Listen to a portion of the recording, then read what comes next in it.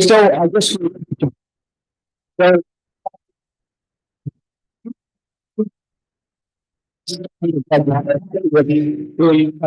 studies. I'd like to thank our co-sponsors, the Provost Institute for Armenian Studies, the National Association for Armenian Studies and Research, this is NASA, and the UCLA Students Association, as well as members of the Armenian Center, who will be acting a recital of traditional musical styles later this afternoon.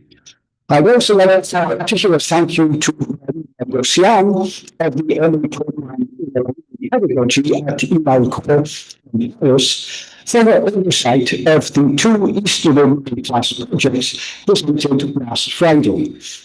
In addition, I'd like to express my gratitude to everyone who contributed to organizing the colloquium, my colleagues in Red, John, and Teresa Holmesian, the energy director of the Provost Institute, Esme Land for managing the technical arrangements, and most particularly to two members of the student organizing committee, Mark Tadros and as I said last time, without their assistance and major contribution, this would not have taken place. So let me hand you over to Adam to introduce the first panel.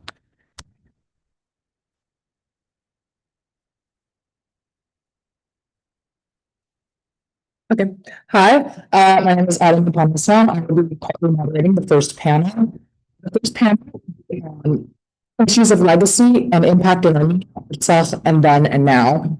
And our first presenter's name is Levon Aliakanyan. He will be presenting on the location of the Derazark Monastery. He's a first-year student from Laguna Beach, California. So Levon, if you're here, please welcome him up.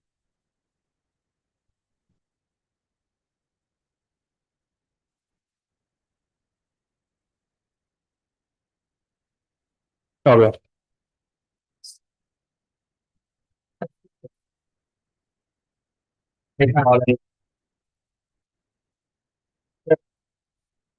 First, I would like to thank the Thomas Institute for hosting this colloquium, this event.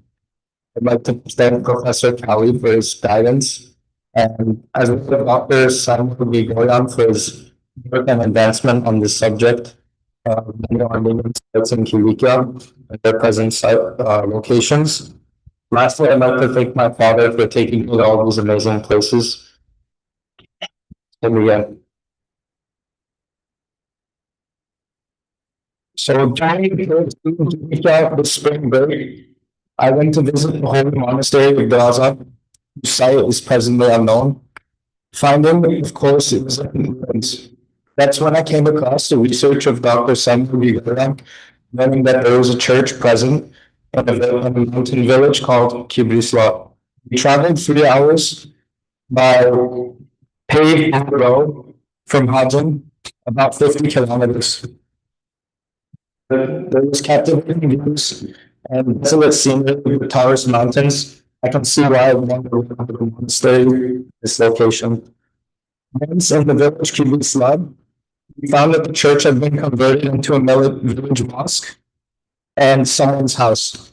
And allowed us in, that was clearly suspicious. Suspicious of us and very cold towards us. In Turkey, usually when you visit somewhere, you are hosted by the villagers, or if you're a traveler, you would be taking care of any needs. The imam was very cold and suspicious. Once I began taking photos of the church, the inhospitable man escorted us out. Some background on this monastery: the burial site of many kings of Gilikia.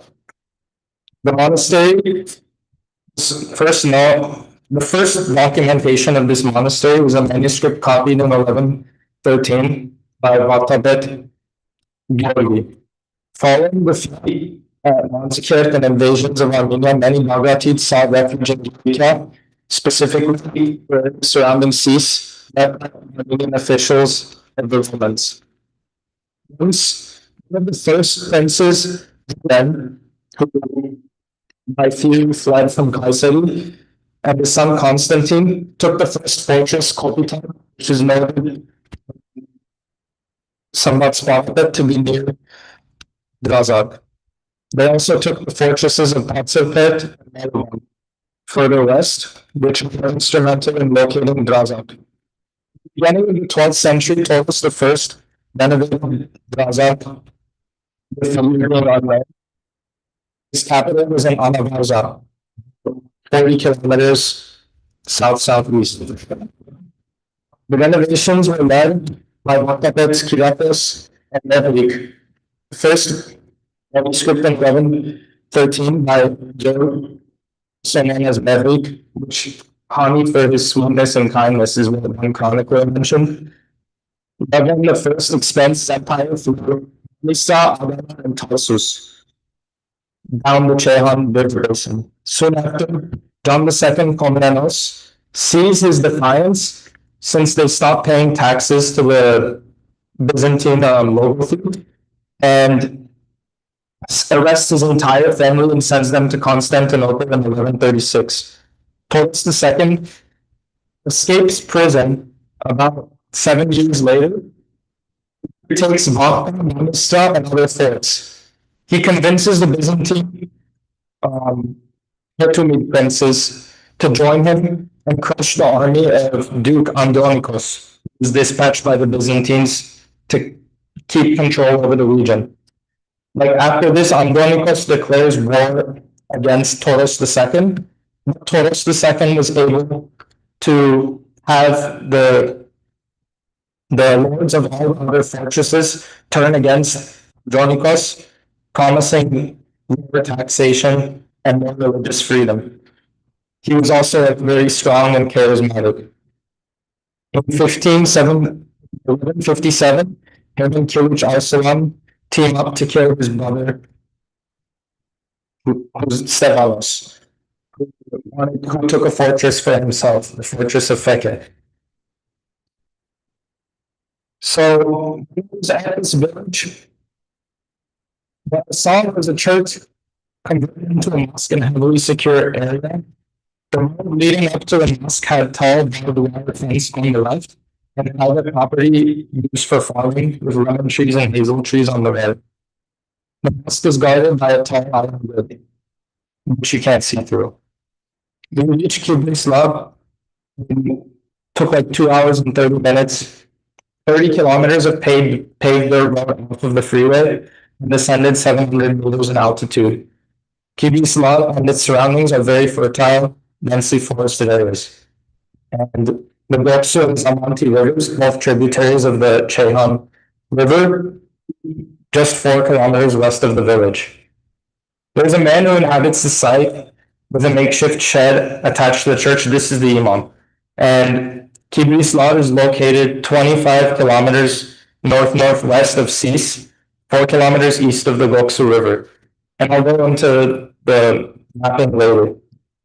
My methodology for this research was first analyzing and comparing historical texts and maps of Armenian Kilikia, and then analyzing my field research and comparing it to other medieval Armenian churches, and analyzing modern historians' opinions and biases regarding the location of Gaza, biases in primary documents as well.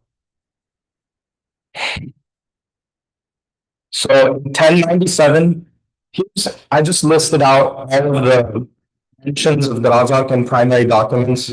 Some of the significant ones are the renovation of Drazak, of course, the burial of the Armenians at Drazak to Mateos Rufaretsi, another burial at Drazak, Catholicos at Drazak. And is a very important year for locating Drazak. In 1194, Catholicos Greek had only been Catholicos for less than 6 months. He was taken.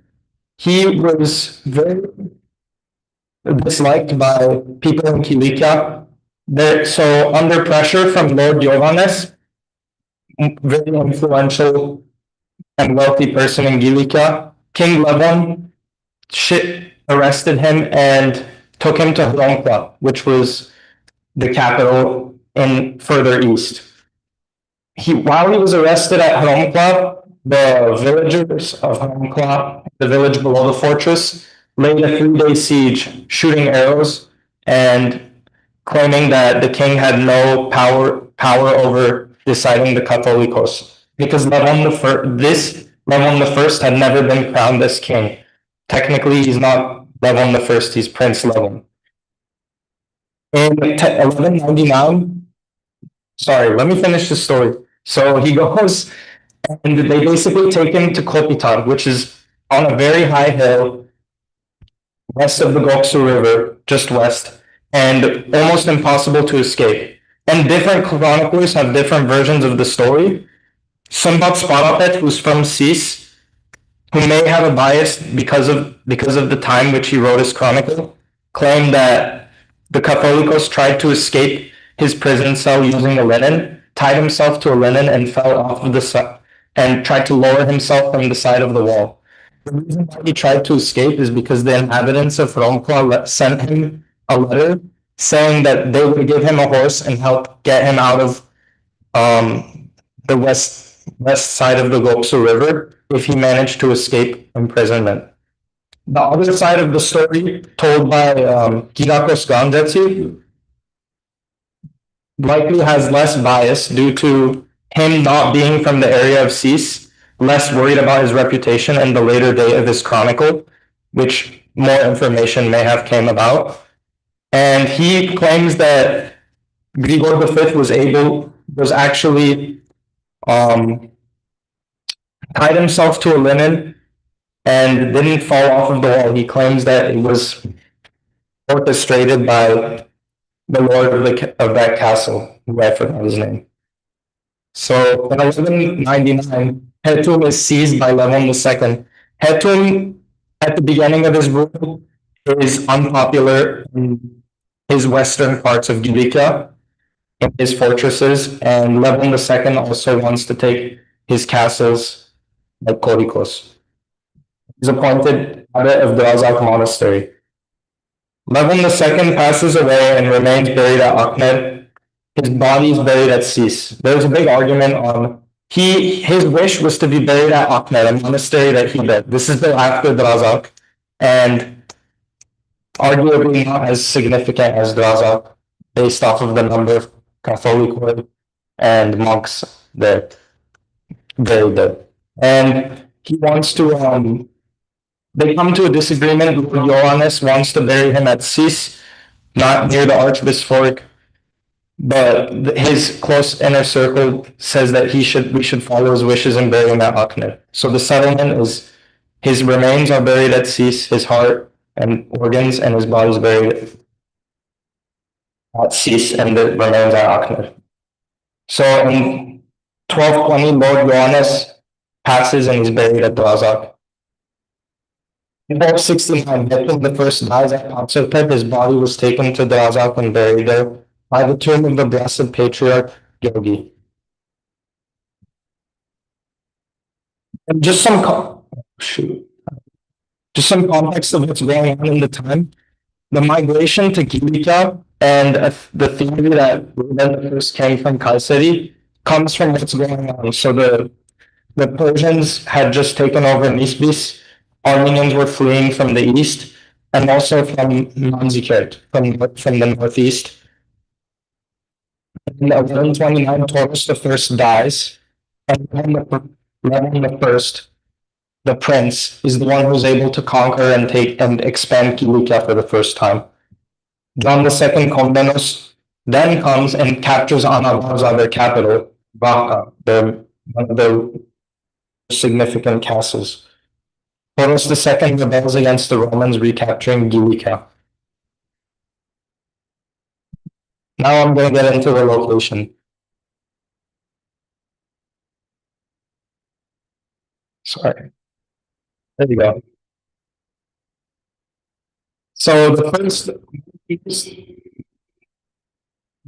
evidence we have is Priest Tadeus, cited by Mapitarist father in Venice, Father Alishan.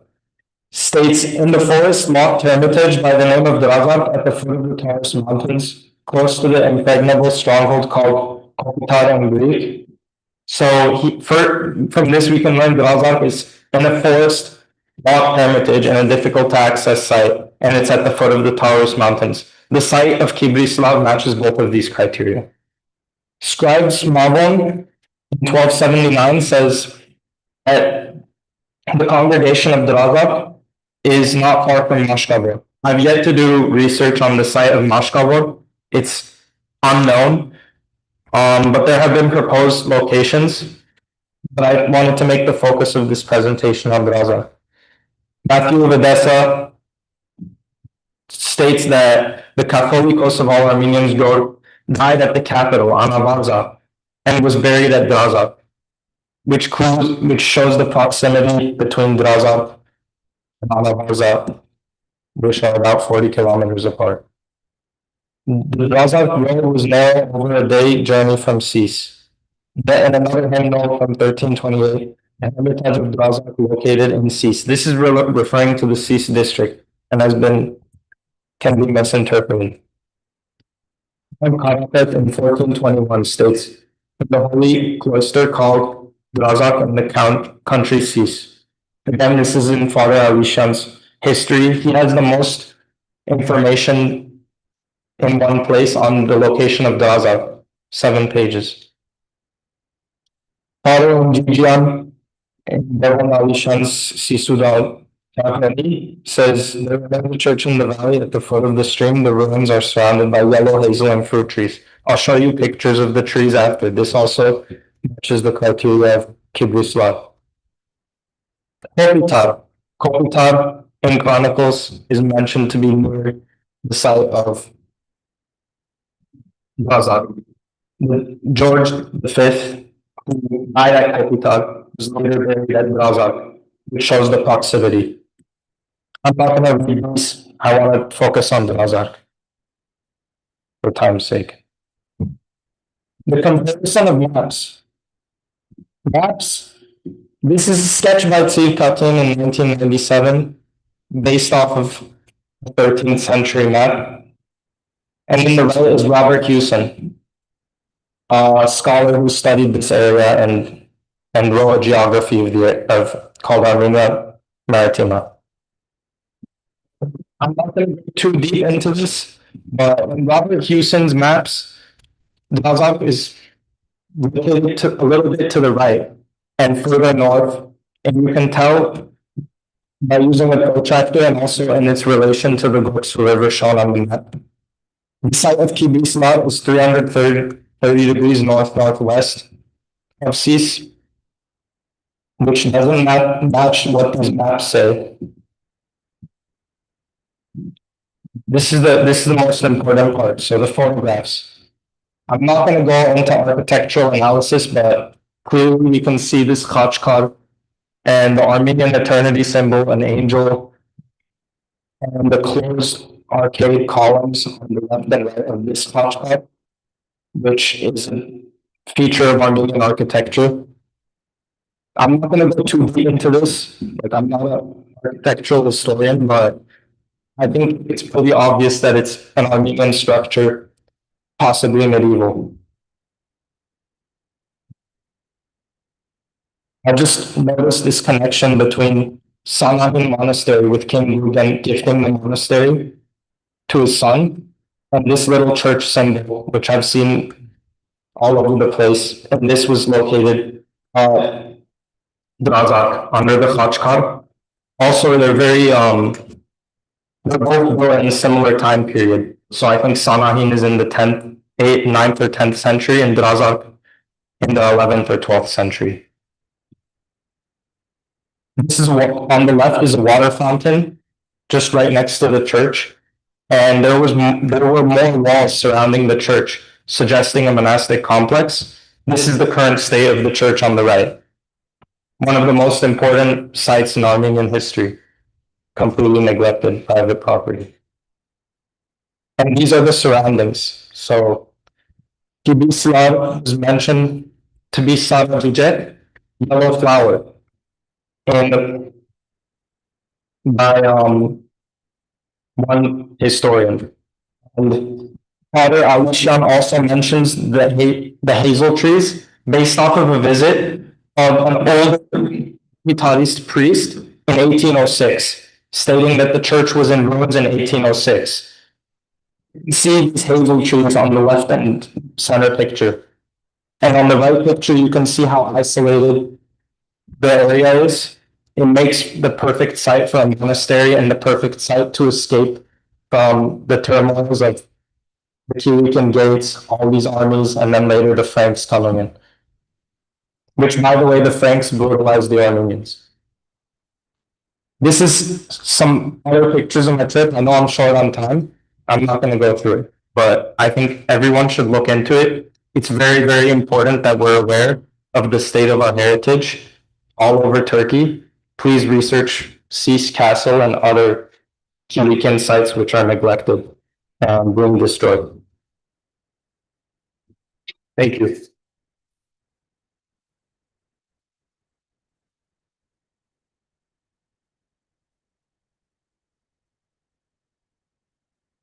Okay, good. Thank you so much. That was great. Up next, we have Oleg Volopyan presenting on the effect of the Soviet Union's collapse on Armenia's democratization in the 1990s. So Oleg, if you want to.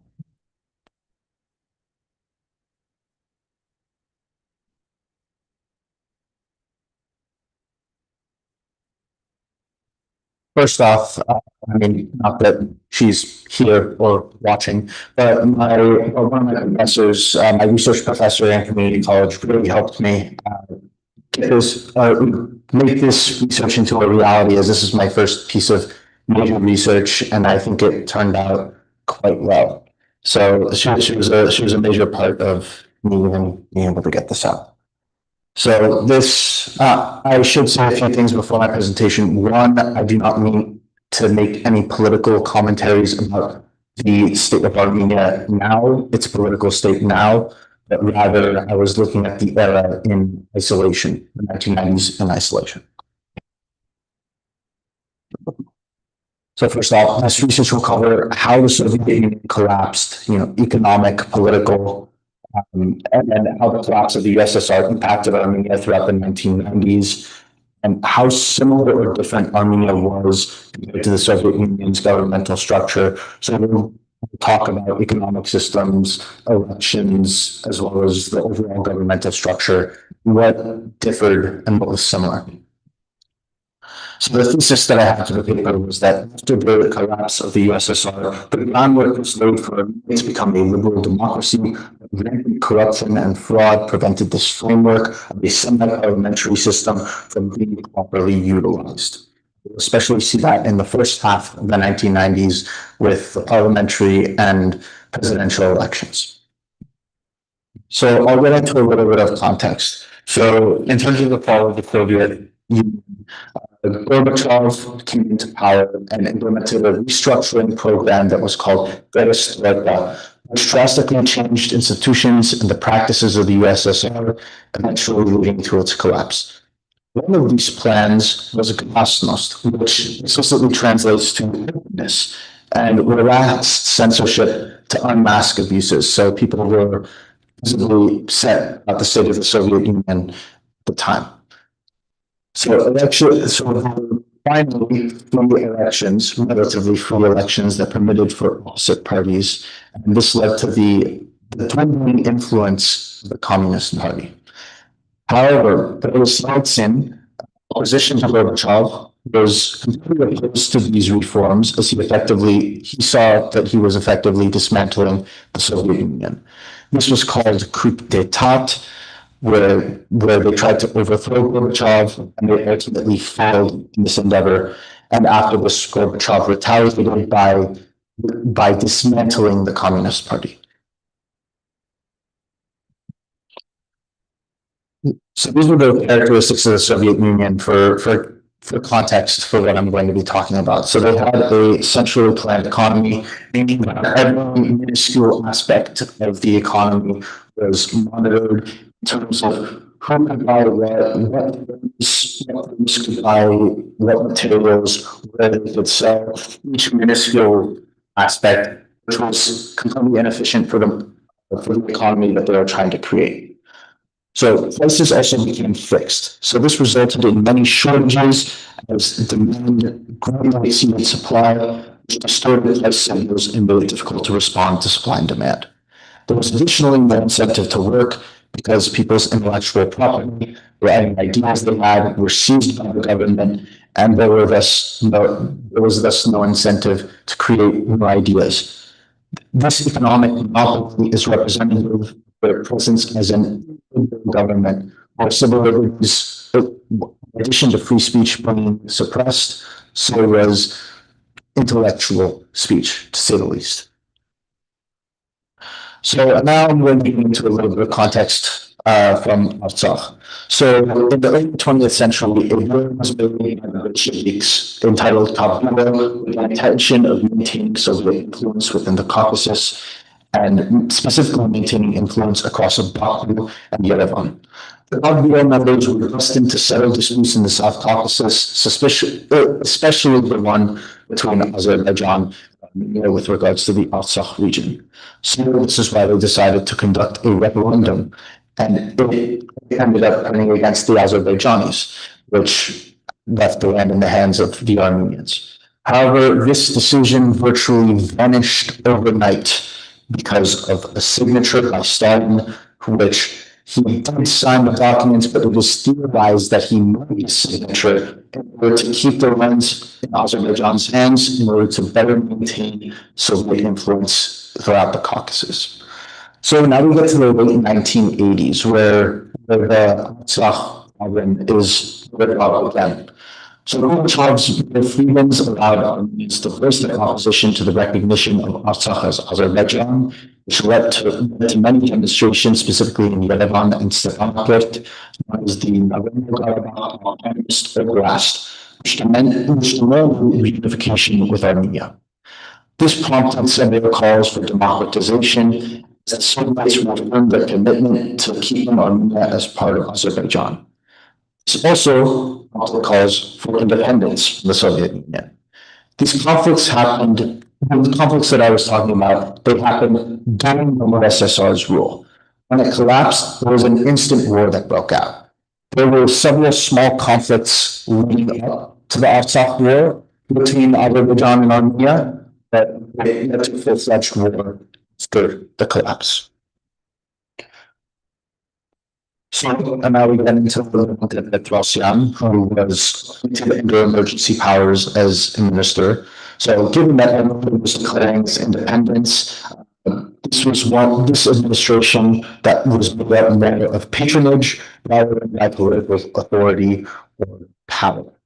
So, and another thing that I'm getting into, so the semi-parliamentary system. This, while the structure itself is a democratic structure, in practice, it was not a democratic structure. It was communist and ex-communist dominated, as most of the members in parliament were just friends of Boris Yeltsin, who at the time was the de facto prime minister. While it was not in practice a democratic institution, there was the ability of Parliament to vote for impeachment, although this needed a 2/3 vote to actually pass. So now we have one of the first major elections after the collapse of the Soviet Union. So as you can see from the number, that is a sweeping majority, but do not be fooled by what you see. The elections were far from fair, actually the elections that were held under the USSR. It was similar to those elections held under the USSR in that the Communist Party was the only party that you could vote for. Specifically, as we get into Palush Haidakyan, was the only opposition running against Petrosyan, and he heavily contested the election results as there were people voting more than once, workers were attacked during his TV spot, there were also power outages, and in addition to that, there was heavy state influence, heavy influence by Petrosyan with the state media, which led to essentially a crushing of the opposition. So now we get into the Artsakh War. So this, as I said earlier, broke out right after the collapse of the Soviet Union. So the USSR no longer had this influence. It was full-fledged war, and immediately it was full-fledged war, and immediately they found themselves in financial crisis and ruin for several reasons. Specifically because the Russian ruble zone, it was a currency that was not reliable, and they had to use all of these currencies to fund the military efforts rather than actually develop sound democratic institutions and infrastructure within their society. So this caused a major delay. As you can see here, in 1994, inflation was currently at 3,000%. So 3,000%. In 1992, it was 1,100%. So this eventually got better in the following years, as you can see. Point being, Armenia was in a devastating financial crisis at the time. Not only that, the Turkish blockade not only meant that there wouldn't be just normalized trade, but also meant trade of power would not be present. So this prevented the entrance of private businesses who wanted to profit and make a business in Armenia because they didn't have reliable power. There was no profitable endeavors in Armenia at the time. So this heavily impacted their economic institutions as well as the development of their democratic ones. So, and now we have kind of a step backwards. So the banning of the ARF, or the Dashnak Sutun, after the USSR's collapse, they emerged as a legitimate political party, even though amidst glasnost they became legalized. But once Levent Petrosyan was elected as president, they were banned again. The return was very short-lived. So there were various implications towards democracy and authoritarianism because the reason that they were banned was not because of their ideology. Even Levent Petrosyan himself said that 90% of these people were good people. They were simply banned because of their scandals, which the ARF claimed were all fraudulent receipts. They claimed they were all fraudulent receipts, but the Petrosyan did not believe them, and they were banned subsequently. So now we went into the 1995 Armenian parliamentary elections. So there was a new constitution made, which it's good that they had a constitution, but it really solidified into the constitution, into law, the abusive practices that were practiced by Levent Petrosyan prior to this. Specifically, it was wartime powers to rule by decree, but it was codified into law. Even these parliamentary elections were even determined by UN observers to be free but not fair for the reasons I stated earlier. State-controlled media, so intimidating voting booths, and more than one person. These practices persisted, and you will see them persist throughout this decade. So now we went into the 1996 presidential election. So this was a step in the right direction, as a lot of these practices, while they were still present, it was a lot less prevalent. So Vazgen Manukyan, running against Petrosyan, took advantage of the fact that the public was opposed to Petrosyan's rule. And in this election, as I stated, the government was more lenient to the opposition. They weren't actively suppressing them. They were able to get some TV spots out, but it still was not as much compared to what the actual state could do. So even the Organization of Security and Cooperation in Europe, OSCE, stated that this election lacked security in multiple aspects, which is true, and they're going to vote on that again. But it was a step in the right direction. So Petrosyan won the election with 51.75% of the votes. However, 22,000 ballots were unaccounted for, and this would have made the difference between Manukyan or Petrosyan winning the election. So Manukyan did not take this lightly, and it led to violence and an attempted coup, which was ultimately unsuccessful.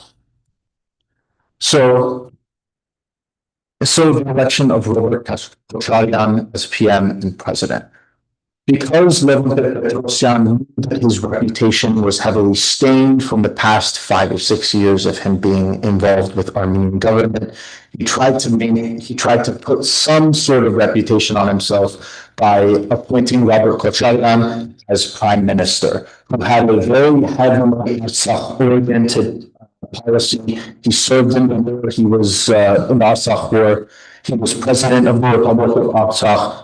And people, it was consistent with the fervor at the time that people wanted Artsakh to be either annexed by Armenia or remain as an independent republic.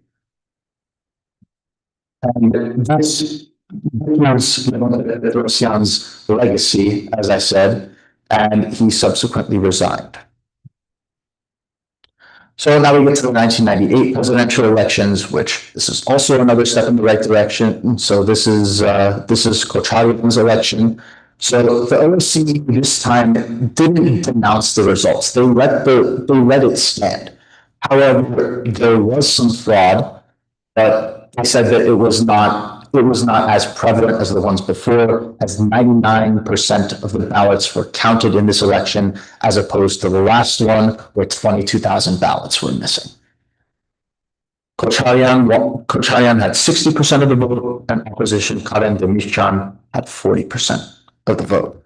And after this, because of ARF's strong Artsakh policy and views, they were re-legalized. So the conclusion is that Armenia in the 1990s, after the USSR's collapse, was not democratic. While there were democratic institutions installed after perestroika and glasnost, and Armenians could publicly voice their opposition, these institutions were misused and taken advantage of, specifically the semi-parliamentary system.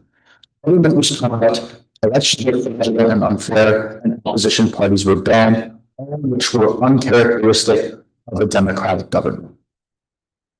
It's imperative at the time of Armenia in the 1990s to adopt more democratic institutions to ensure civil liberties, secure elections, firm lack of corruption within its government. That is my conclusion for this all. Thank you. I appreciate it.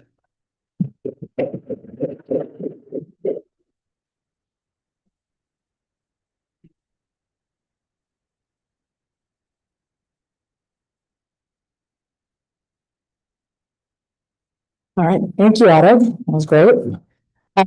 Next, we have Eric Saakian presenting Russian Interventionism and Strategic Power Politics, a full political analysis of the 2020 Nagorno-Karabakh War.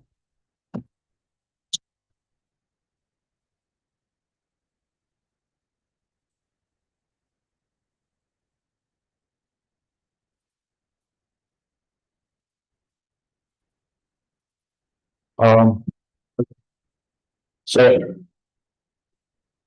start off with the Armenian Institute for this event, and I'd also like to thank Professor Kelly and Mission for the guidance. So, the idea is titled Russian Interventionism and Strategic Power Politics, a full political analysis of the 2020 Nagorno-Karabakh War. The famous political scholar Olympi said the Nagorno-Karabakh divided and imperial dimension was secondary to its primary world dimension. Yet the imperial dimension is an important part of our story. In this case, the world dimension is the global conflict, and the wider imperial dimension is the influence of powers like Russia and Turkey, from which I will be focusing on Russia for my presentation today.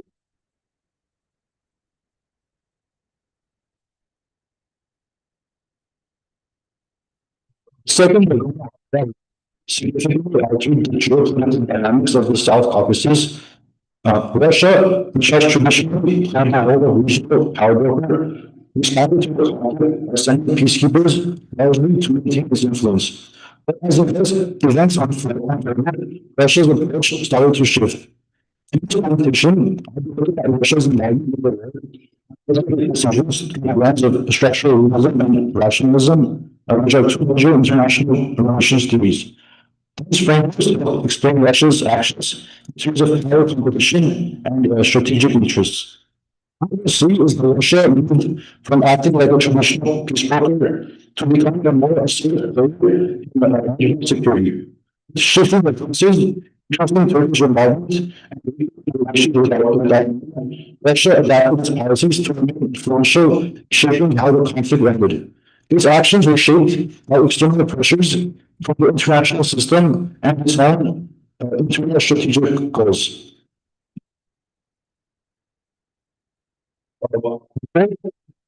That Russian troops inside Iran itself, but Russia had a strong military presence in Armenia. The Chinese belief was that Russia wanted to preserve the existing situation with Armenia and Nagorno-Karabakh.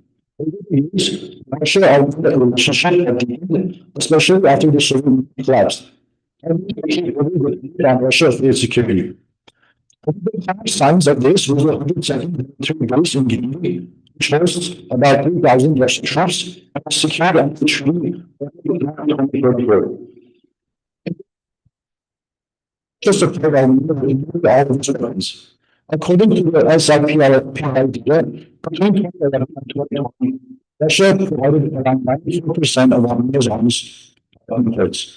This included heavy weapons like tanks, rocket launchers, and air defense systems. In July 2021, Russia flew at least 9 transport planes carrying over 500 tons of military matter to Armenia, including advanced systems like Iskander missiles, some of which Armenia during the conflict. Still, this support, Russia chose not to intervene militarily against Azerbaijan. Instead, it stepped in diplomatically, pushing for a ceasefire and weapon and peacekeepers 24/7. Right after peacekeepers were seen as the main security force in the Nagorno-Karabakh. We set up checkpoints around key routes, especially the Russian border, occasionally escorted early comrades. For instance, during the 2022 conflict invasion by Azerbaijan, Russian troops helped to deliver humanitarian supplies. That said, their presence came with limitations. Peacekeepers ran patrol frontline areas if local residents specifically called them in, and the usually didn't confront Azerbaijan troops directly. Over time, people in Karabakh started noticing that Russia's peacekeepers were always effective stopping the Azerbaijan's advances. Critics pointed out that Azerbaijan often ignored requests from the peacekeepers and that the security their generally passive role led to growing skepticism and Russia's role as a security arranger.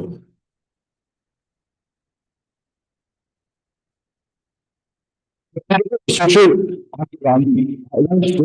Russian goals during the second year. First, to build a closer relationship with Azerbaijan, strategic partnerships. Second, to class the Russian military personnel through peacekeeping. Third, to expand Russian control of Karabakh. And finally, to keep Karabakh as a tool of leverage with Armenia and Azerbaijan. Even though Russia unmediated ceasefire and provided military supplies, these actions were designed to improve its influence without risking Russian casualties or getting drawn into a wider regional conflict, especially with Turkey.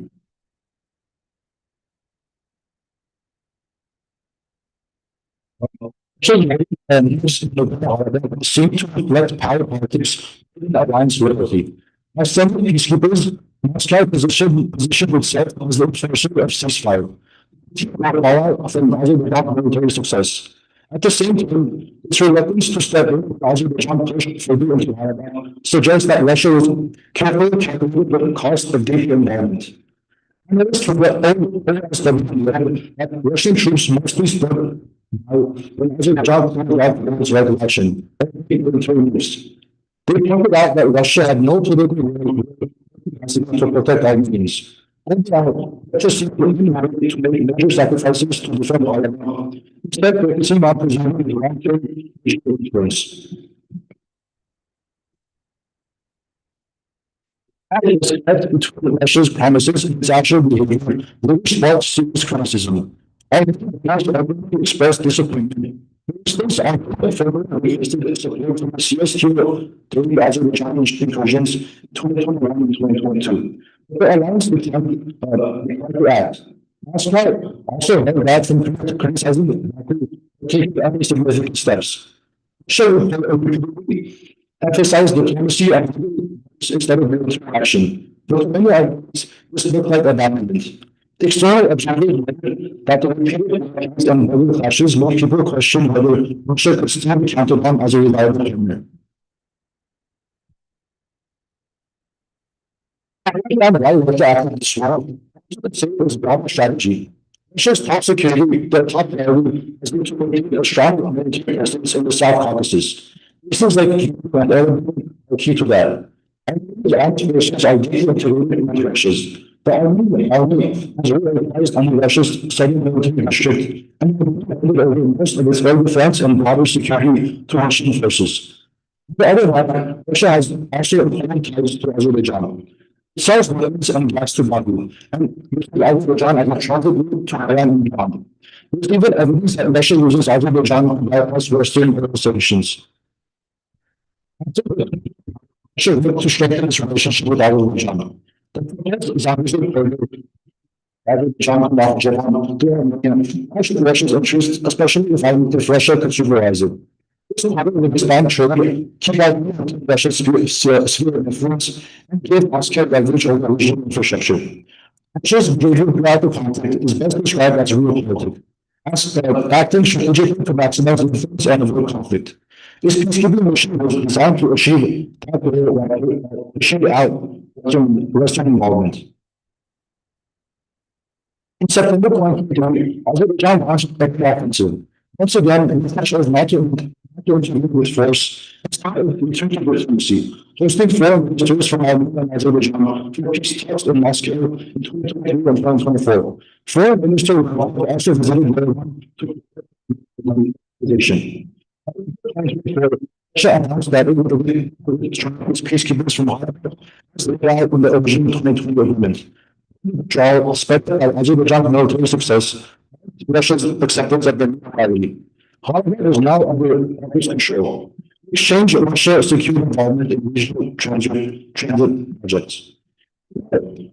Began to relate from Russia.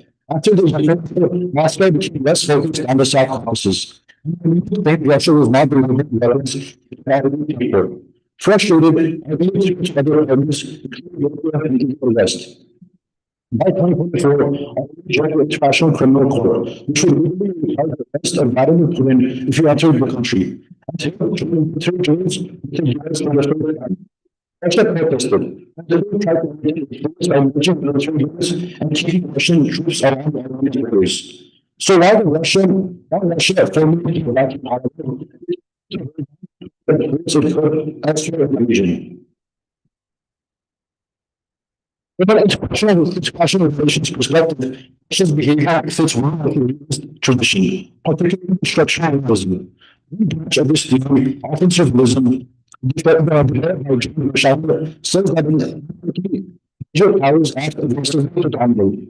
But that doesn't fully explain Russia's actions. Moscow didn't do all of them well. Instead, defensive realism by counteracts offers a better explanation. Defensive realism that still act not to dominate others, but to instead maintain their security over time. Russia's decision to not defend Armenia outright does not their alliance reflects this. Instead, Russia used the peacekeeping force and military tools to reassert its role in the region without taking any risks. The narrative to stability and control remains. That's where rationalism comes in. This theory focuses on cost-benefit analysis, governments and rewards of each decision. For Russia, supporting our conflict with Turkey, especially if it was already fighting in Ukraine. Rationalist logic helps explain why Russia chose not to escalate. Analysts argue that Moscow decided to use that to continue the cost of Armenians. Russia also realized that its peacekeepers effective. Russia even called their investigations into their performance. Some studies suggest that the peacekeepers were still not a liability. They isolated with little ability to respond after Azerbaijan's full takeover of Karabakh. After the invasion, Russia launched a propaganda campaign to bring to the loss of Karabakh. Some reports suggest that Moscow would try to troubleshoot the conflict by constructing the camps between Karabakh regions and backlash against Azerbaijan should it continue to Russia. And Russia tried to peacekeeping to essential regional actor. It worked hard to frame itself as necessary for security. It wasn't on the ground. Russia's actions in the second war show how regional powers adjust their strategies when the environment shifts. This research using structuralism and rationalism showed that Russia's peacekeeping mission was really about governmental influence in the South Caucasus. Peacekeeping didn't work out as planned. Russia shifted tactics and tried to present itself as indispensable to regional security. It responded to Turkey's growing influence, always changing foreign policy under conditions for regional security. Russia showed it doesn't need to dominate militarily to be influential. It just needs to be a solution.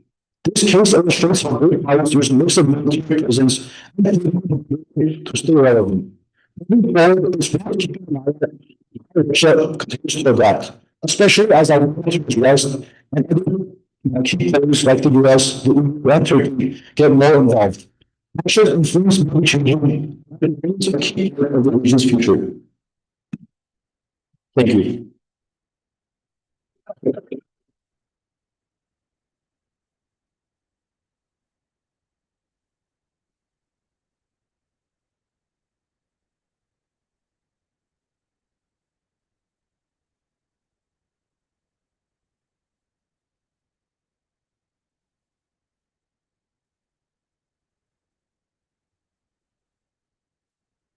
Our final presenter in this panel is Sophia Devokian, and her topic is lasting translation, linguistic barriers to Nagorno-Karabakh's lasting ceasefire.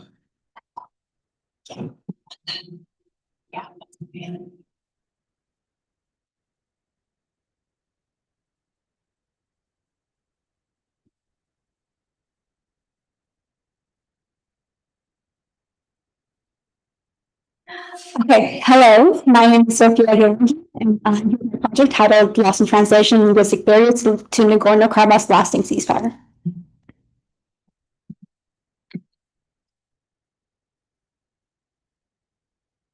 I will be speaking about the political relations in the South Caucasus through a focus on language. When looking at the linguistic distribution of this region, you can see that Azerbaijan and Turkey share Turkic roots, while Armenia has its own branch on the language tree, but it is an Indo-European language like is Russian. And further into my presentation, I will speak more about what questions these differences create. Azerbaijan launched a war on Nagorno-Karabakh, and as per the ceasefire, Russian peacekeepers were sent to the region to protect the civilian population. This point in the ceasefire was heavily opposed by the Azerbaijani government, since it legitimized third-party presence in lands that it considered it should be controlling. In 2023, Azerbaijan launched a final war on Nagorno-Karabakh after a year-long blockade, and through the ceasefire announcement, first, the dissolution of the de facto republic, effectively displacing all 100,000 Armenians living there. So what did I look at? My basic premise is that words and phrases cannot be or are chosen to not be translated between languages equivalently, which ultimately impacts the text words, which is critical in shaping or reinforcing the views of their audience. So when considering the developments in Nagorno-Karabakh over these past 2 years and the various linguistic backgrounds of each state, I analyzed how discrepancies between state and independent translations of the 2023 Nagorno-Karabakh ceasefire declaration challenge a universally understood and thus accepted agreement. And I would like to note that I would be using the term declaration as opposed to commonly used agreement, because I believe that agreement should be reached on equal ground, not imposed on the weaker by the victor. As you can see on the left, there is written in Russian. On the right is translated to English via Google Translate.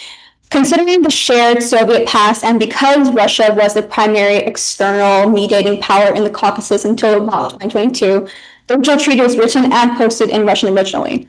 And in my first paper, I discussed how the Russian language developed into a lingua franca from within an imperial framework, being a tool for continued Russian influence through language even today.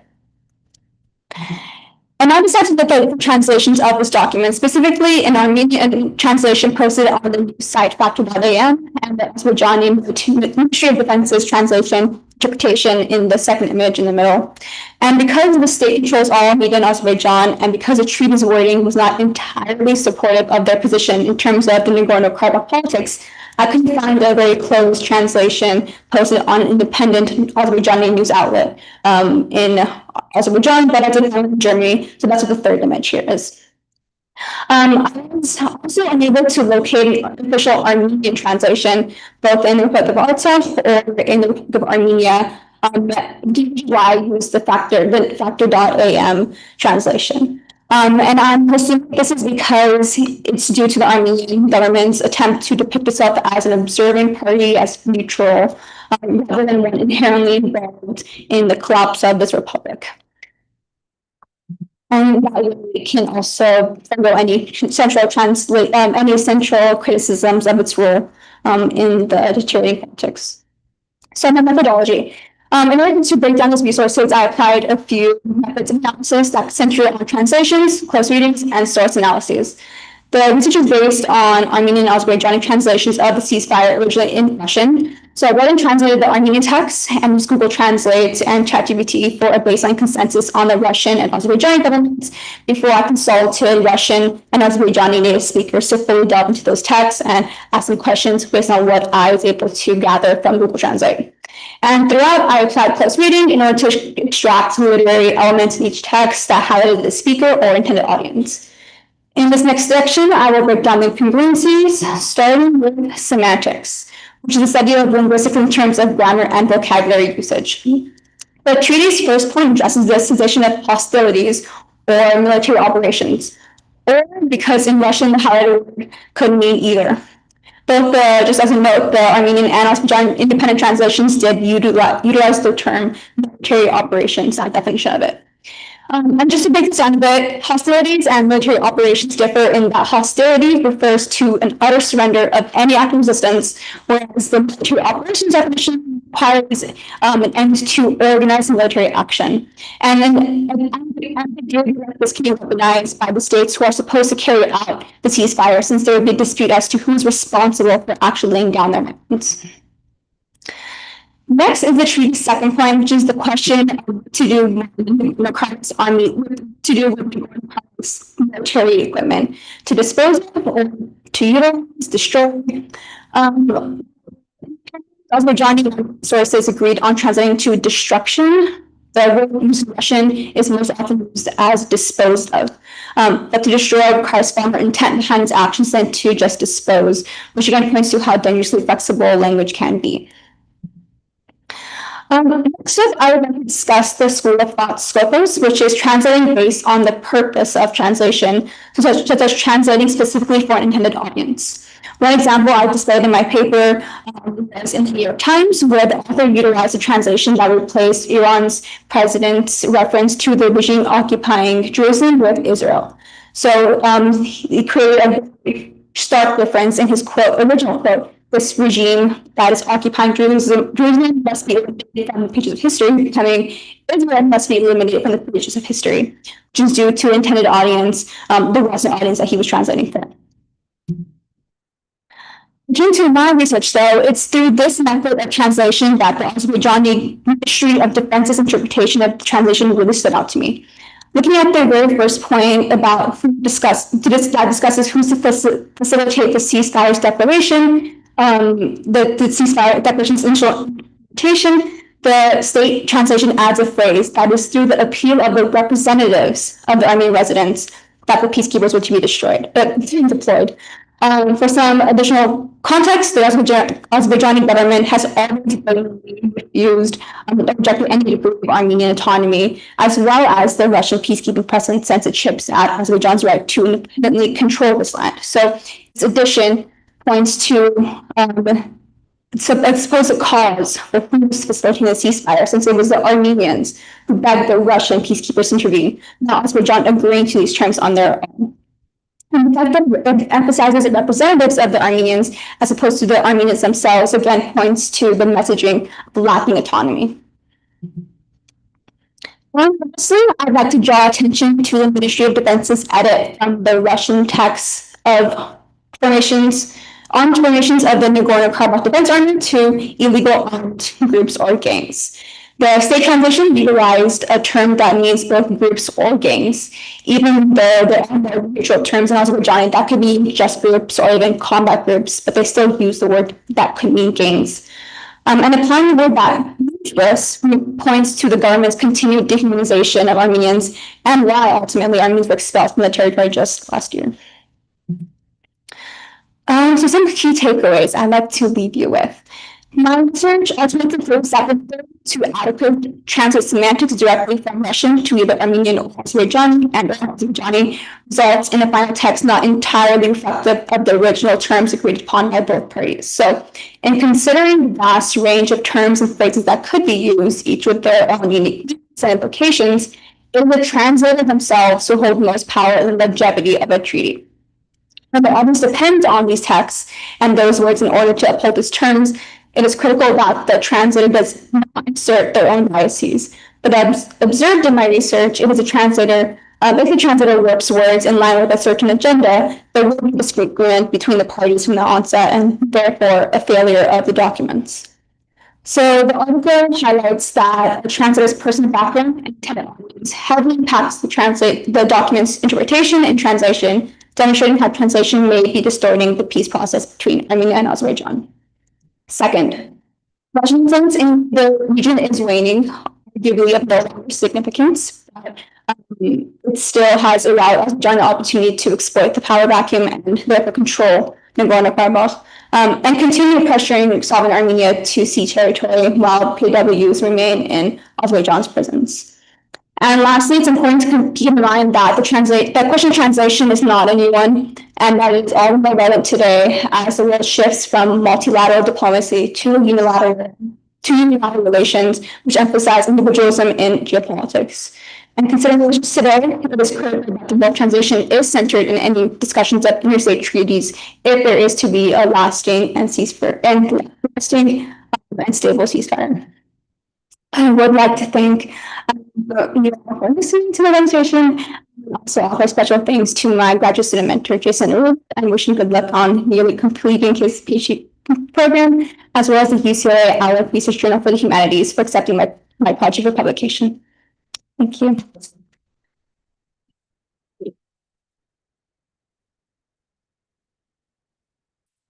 Thank you all for presentations. I would like to invite up our panelists, so Q&A this time.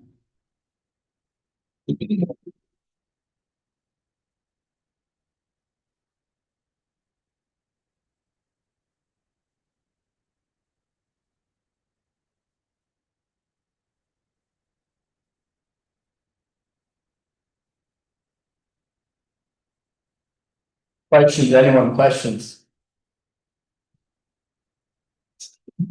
And to thank everyone for awesome presentations. My questions for Lena. You mentioned you were not allowed to take photos, right? Yeah. Alright. And I wonder what you could get anyway. And did you have a chance to talk to architects, because you mentioned about that somewhere, right? About this topic. And did the church have like in the surrounding, was there any panel telling what it was? Church, mosque, I don't know. And what did the inside look like? Because I know that some of the Armenian churches have become mosques or some storages or bars. So I wonder what it was. Thank you for your question. The inside, we got like a very short look of it. It's plastered over, but it doesn't. I think it was covering up some frescoes or something. It wasn't like, it was covering something up. It wasn't like directly painted on top of anything. And again, I haven't had the chance to talk to an architect, actually. I visited in late March and I learned about this research colloquium a week ago, so I haven't, but this is an ongoing project and I hope to do more work and answer the question like, where is Drazak? And find out where it is so that we can start pushing for preservation of what's left and find hopefully some history that's lost there. I mean, there's over 3 kings buried there and over 5 Catholicos buried there. So thank you.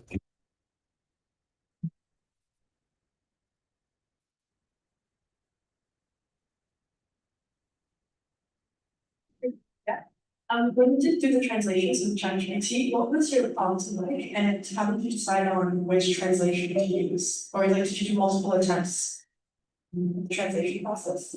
Yeah, if I remember correctly, I pasted the Azerbaijani script and then I asked it to translate it to English, that way I could understand it. And then when I would see differences between that and what Google Translate prompted, I would ask it to define certain terms. I also Googled those terms, the specific vocab words, and see what definitions come up. And then I also asked it to create its own sentences using those words and see how they use that term. And once I was comfortable with the fact that that's how the term was used, I went and asked a native speaker to confirm how that was, if that definition was the one that was applied there. Yeah, of course.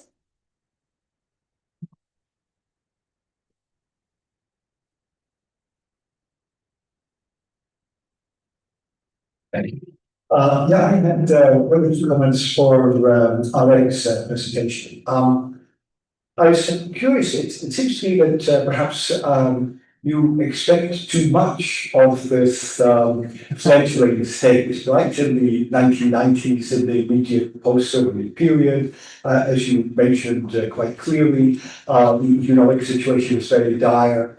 The blockade from Turkey, later on from Azerbaijan, the continuation of the war, the closing, of course, of the nuclear plant at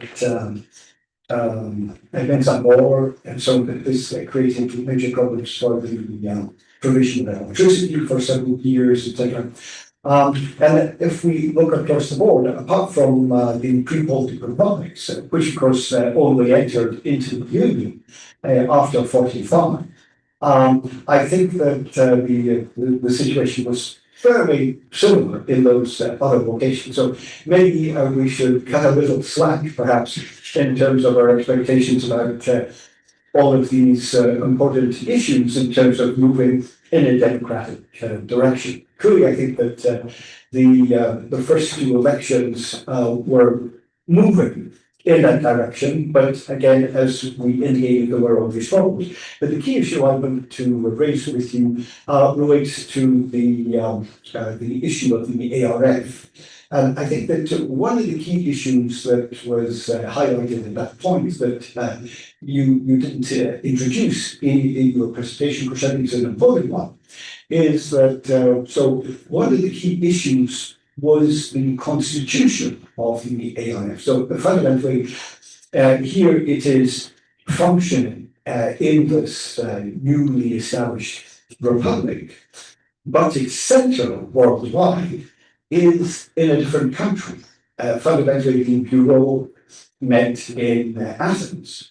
And so I think that we can understand that that's a rather odd situation. Imagine, for example, then that you have parties in the USA and the center is in Southern America, Brazil, let's say. So that would seem extremely odd. So I think that's an important consideration. And that so at the time, as you mentioned, that it is sanctioned, it is permitted to participate in elections in the Armenian Republic. The party itself has reconstituted, so they have established a separate wing of the party, which is independent and fundamentally functions only within the Armenian Republic, and then the other one deals with the rest of the world. So I think that that's an important consideration, but perhaps you might like to respond to that. Sure. I mean, with the ARF, I know they restructured their constitution. I know they have a separate branch, But what I was trying to get at with the banning of the party was that it wasn't the action, it was the principle and the reasons that Petrosian gave. Also, is this on? It doesn't matter. My voice projects enough. Yeah, it's fine. But it was in principle that he wanted to ban them for their ways of terrorism that I was pointing it out, and the unfair election practices, just to highlight the general suppression of opposition. But in terms of like the actual democratic process, I agree. I should cut them some slack. But my main thing that I was trying to convey is the democratic sentiment, at least from what I was reading, what I was researching, it was prevalent like in the calls for independence leading to the collapse of the Soviet Union, but there were multiple delays to this democratic process, like the Artsakh War, like Levon Petrosyan ruling by decree and putting it and essentially codifying it into law with the Constitution. I'll say that having an election, all those are pretty good institutions to have. For a country that was just getting out of a war and was trying to democratize, I don't think it was the worst attempt I've ever seen. But the process could have been accelerated had those things not happened. So I wanted to highlight the trend of those events and how that was happening.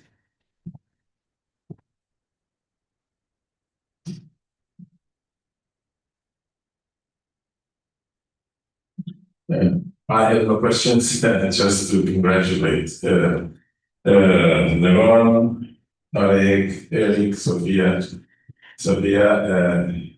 I had difficulty following you. It was so fast paced and so it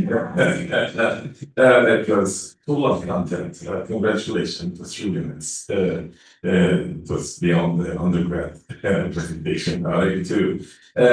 You were whenever I figured it was yours was objectively harsh about the electoral process in Armenia, but you were too lenient about Kocharian's so-called resignation and assuming power. It was almost cool. So we know that now.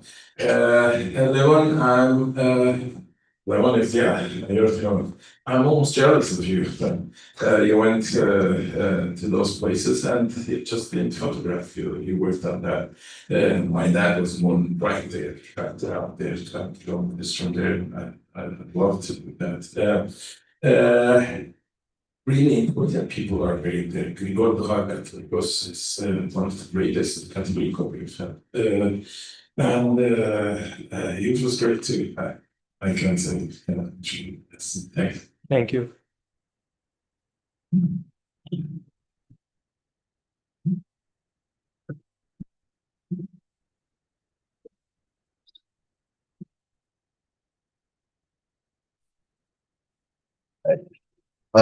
Just I'm going to respond to this from the question. Thank you. Yes, throughout the presentation, I tried to emphasize that I'm not trying to make any political commentaries because I know what happened subsequently to the 90s, like subsequent to the 90s and the 2000s with Kocharian. So I was trying to highlight what was going on at the time. But when writing research, I really had this is not going to make so I tried to emphasize that. And so it was essentially a coup, but at the time, it looked like a step in the right direction for democratization. Yes.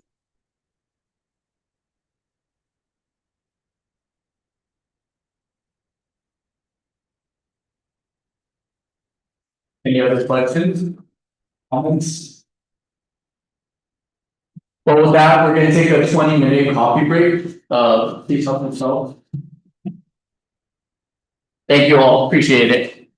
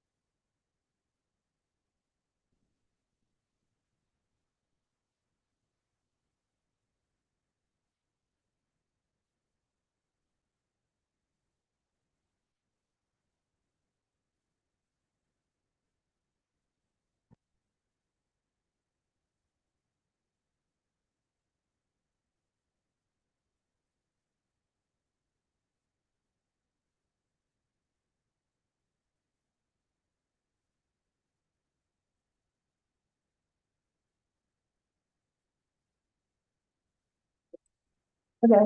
Um, I don't know, like, would you guys like me to talk about it, or I'm sorry? would you guys like us to talk about the instruments, or? I can briefly, yeah.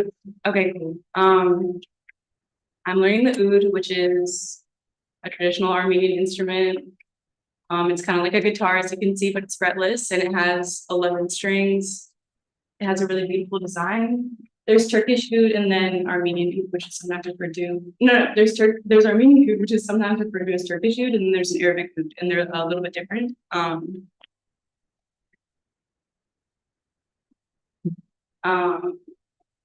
yeah, so like for this program, we get to study with a mentor from Lego, which is super cool. They teach kids at the beginning of every week and learn instruments. So I'll play this video.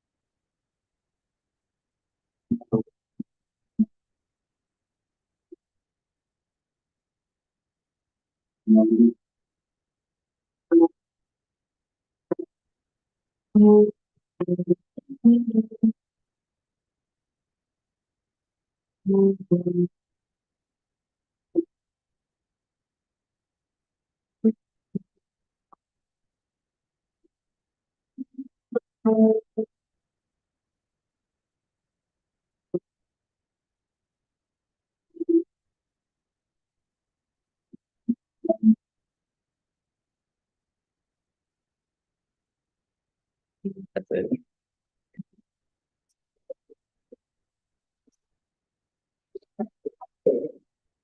My name is Alyssa. I'm Sona, and this is me and Alyssa and Alyssa is my first time playing together, so we're really excited. We put together a little medley of three.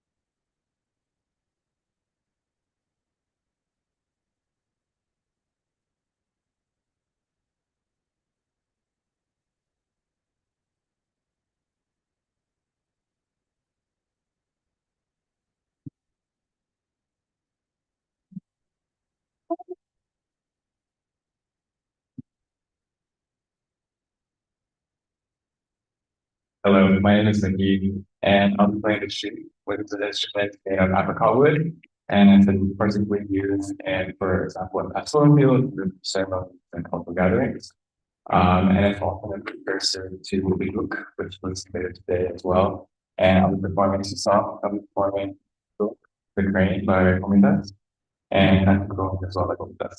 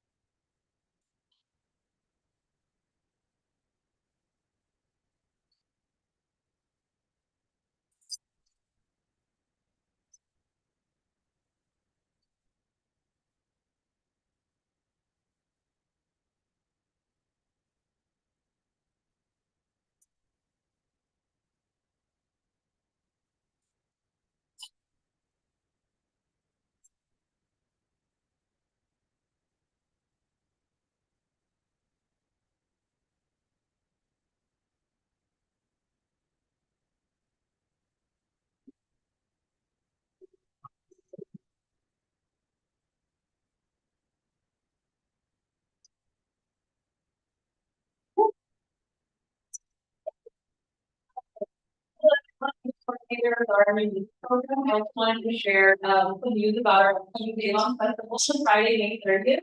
We're going to be hosting the Day of Armenian Music, it's also co-sponsored by the Tropical Armenian Institute. We're going to be showcasing various events that are really exciting. The first is going to be a collaborative presentation performance by Beirut. After that, we have a genre based workshop. All supplies are going to be provided. After that, we have a Lebanon dance workshop. And to kind of wrap up the day, you're going to see our fellows perform again. Their mentors, including Hassan Karutunya, Bakan Babla, the flute player Ansami Kazimian, and Armen Abramian, along with our lovely fellows. So we'd love to see you all there. There's more information on the KI website, Instagram, and the School of Music Art and Music program website. Thank you.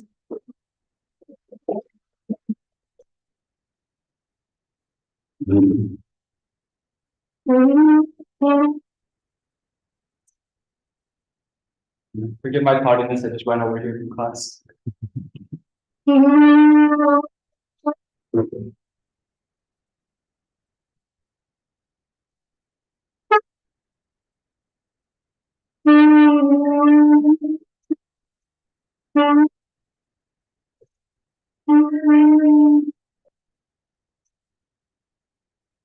Oh, it's not news. Sorry.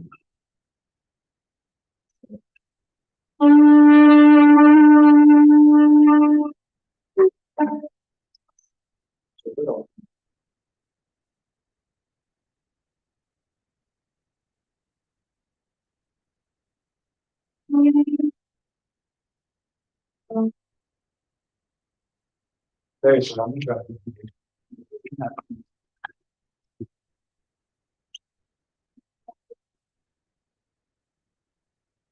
What happens when I leave the room?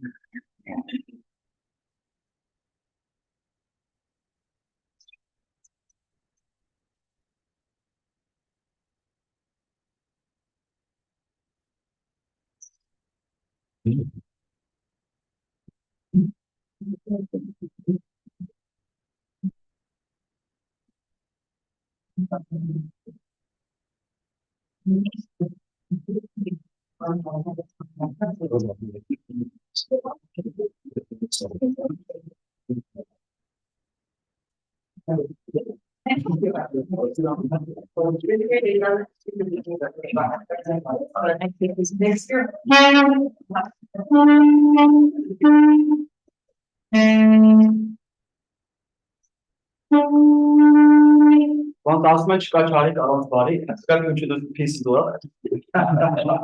So I'm going to be playing Aşkımız Akşam Kaşı by Sayat.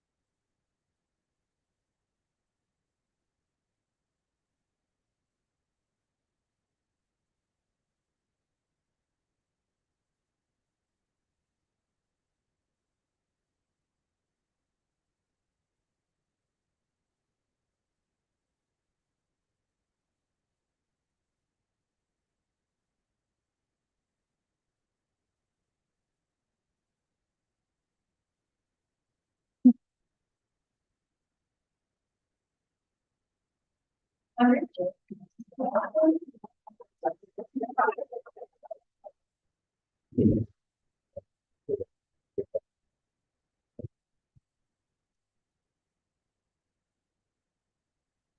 thank you for having us. We hope to see you all at the day of our music. Yes.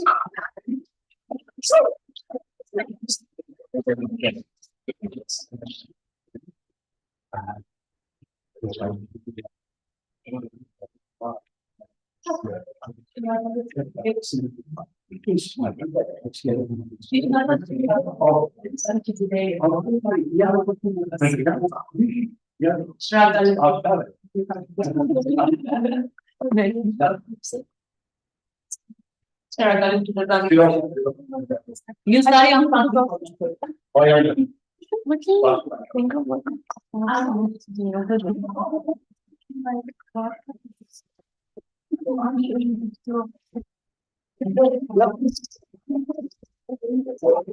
so that's like he improvises, but like I really just thought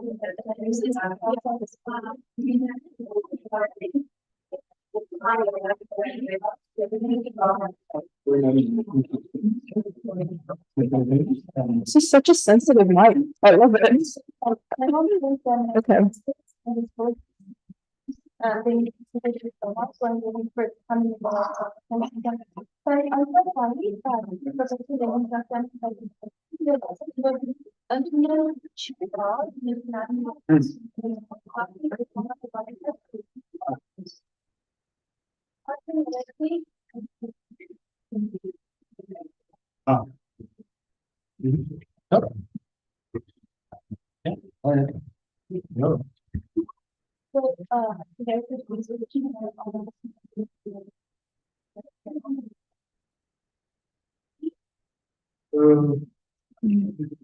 I think it's my down.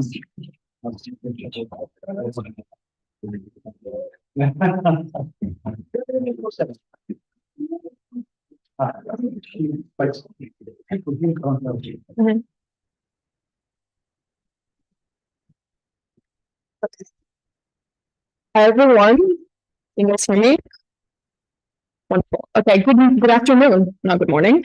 My name is Anna Sargisian. I'm a rising senior at UCLA, majoring in biochemistry with a minor in Armenian Studies, and I'll be your moderator today for panel 2. We have 4 outstanding presentations lined up exploring language, culture, and identity, so let's dive in. A little about our first pair of presenters, Nina and Moyan, a first-year student majoring in linguistics and computer science, and is a member of the Scholars Program at Glendale Community College. She's especially interested in how language shapes identity and how computational tools can support linguistic research. The project she has been developing with her research partner, Benjamin Magoyan, is deeply personal. It draws on her own experiences as a member of the Armenian diaspora. It is through this lens that we explore how intercultural identity is formed and how language becomes a both bridge and means of self-understanding. Her research partner, as mentioned, Benjamin Magoyan, is a first-year film and TV production major from the Scholars Program at Glendale Community College. And as an aspiring filmmaker, he hopes to one day make films that reflect the strong, rich history of Armenian people and culture. The project he has been developing with Nina aims to address how a lack of cultural connection, an issue we have discovered within ourselves and among our peers within the Armenian diaspora, can be addressed through language. He hopes their research will have a positive impact on our Armenian community. With that being said, let's give a warm welcome and applause for Nina and Benjamin.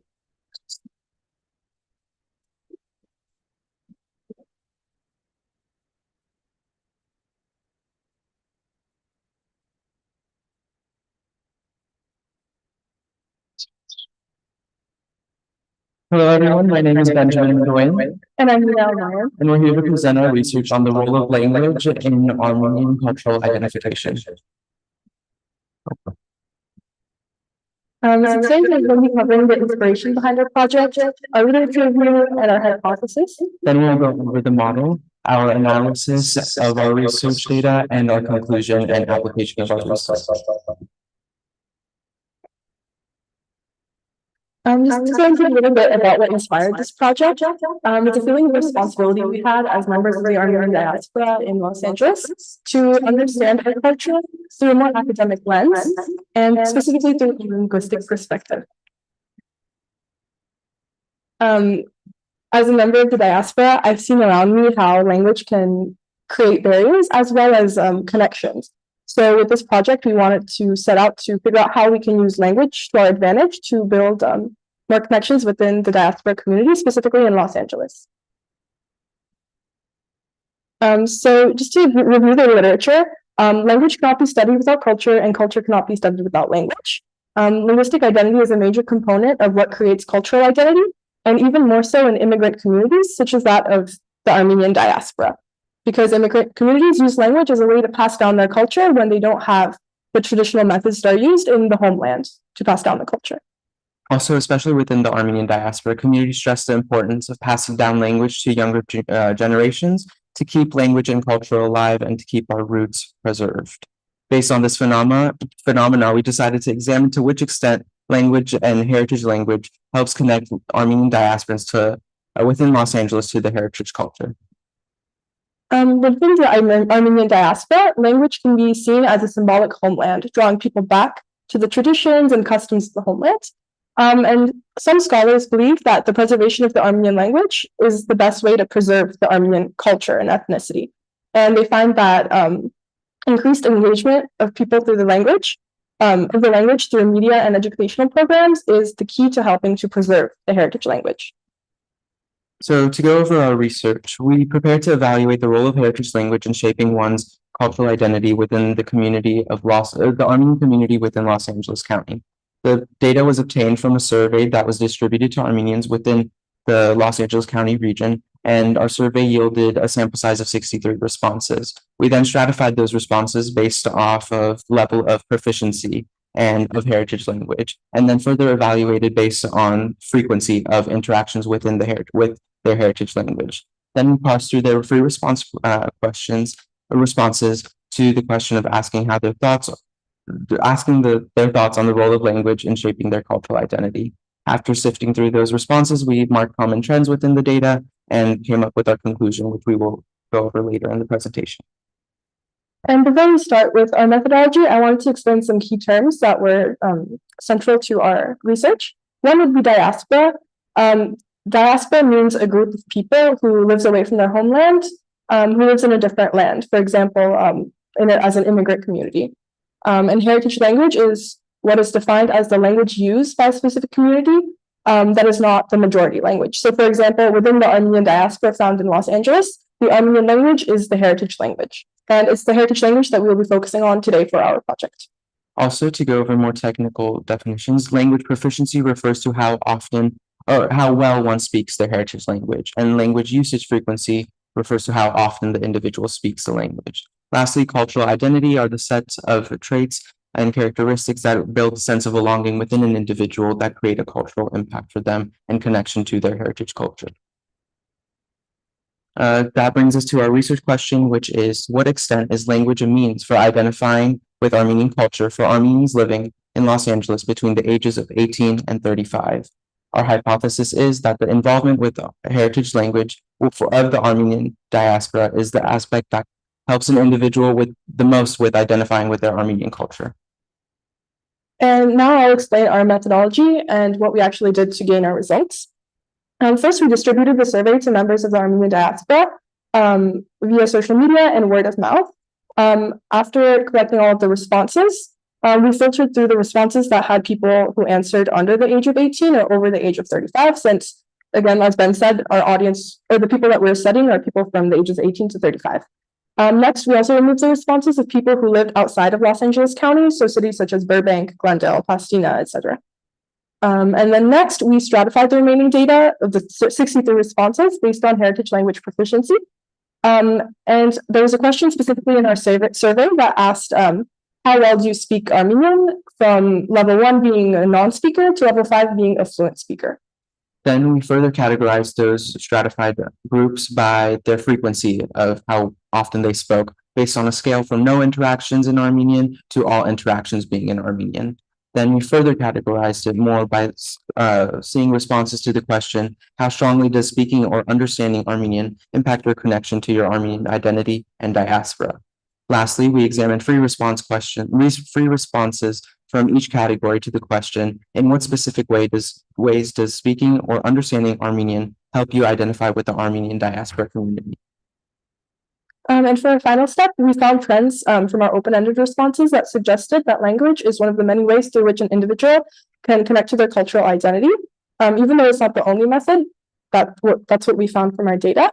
And we also found from the free responses that people considered language to be a conduit for experiencing culture. And to go into our analysis, we found a couple of different trends in our data. The first of which being that those with a medium proficiency and low frequency in the Armenian language rely on other aspects of culture for connection to the Armenian heritage. These other aspects of culture can be religion, family traditions, cuisine, art, literature, film, etc. And then we found that those with low proficiency and low frequency in language do not rank language as a high factor of cultural identity due to a lack of exposure and interaction, creating language as a barrier for them. Next, we found that those with high proficiency and high frequency also did not list language as a top 3 medium of cultural connection, and their cultural identity is not impacted by language barriers. Lastly, we found that those who measured in high proficiency and medium frequency were those that listed language as the biggest factor of cultural connection for them. And just for context, the way that we asked people to see like what the top 3 categories were for culture was asking, please rank the top 3 categories that you think are the most major components that create your cultural identity. And that's how we found out what people put. And to summarize what we had found in our data through a model, we created a model with 2 different scenarios. So someone that speaks Armenian, it can range how well they speak it, and then someone who does not speak Armenian. We found that people who speak Armenian are able to communicate with people of the diaspora in Armenian, or even people outside of the diaspora. For example, they are able to communicate with older generations who may only have access to speaking Armenian, and that way they can get their traditions passed down, let's say orally, verbatim, without having to go through the process of translation. Next, they actually experience the culture in Armenian. They're able to do this. For example, they're able to read the literature of Armenian writers in their original format. They're able to look at religion, at art, at film, everything through the Armenian language, which adds a little bit more nuanced and personal connection to the experience of learning about a culture. And then as common ground for individuals who both speak Armenian or do not speak Armenian, they experience culture through other mediums as well, not just language. And those could range from, as Nina was mentioning before, architecture, history, literature, film and television, etc.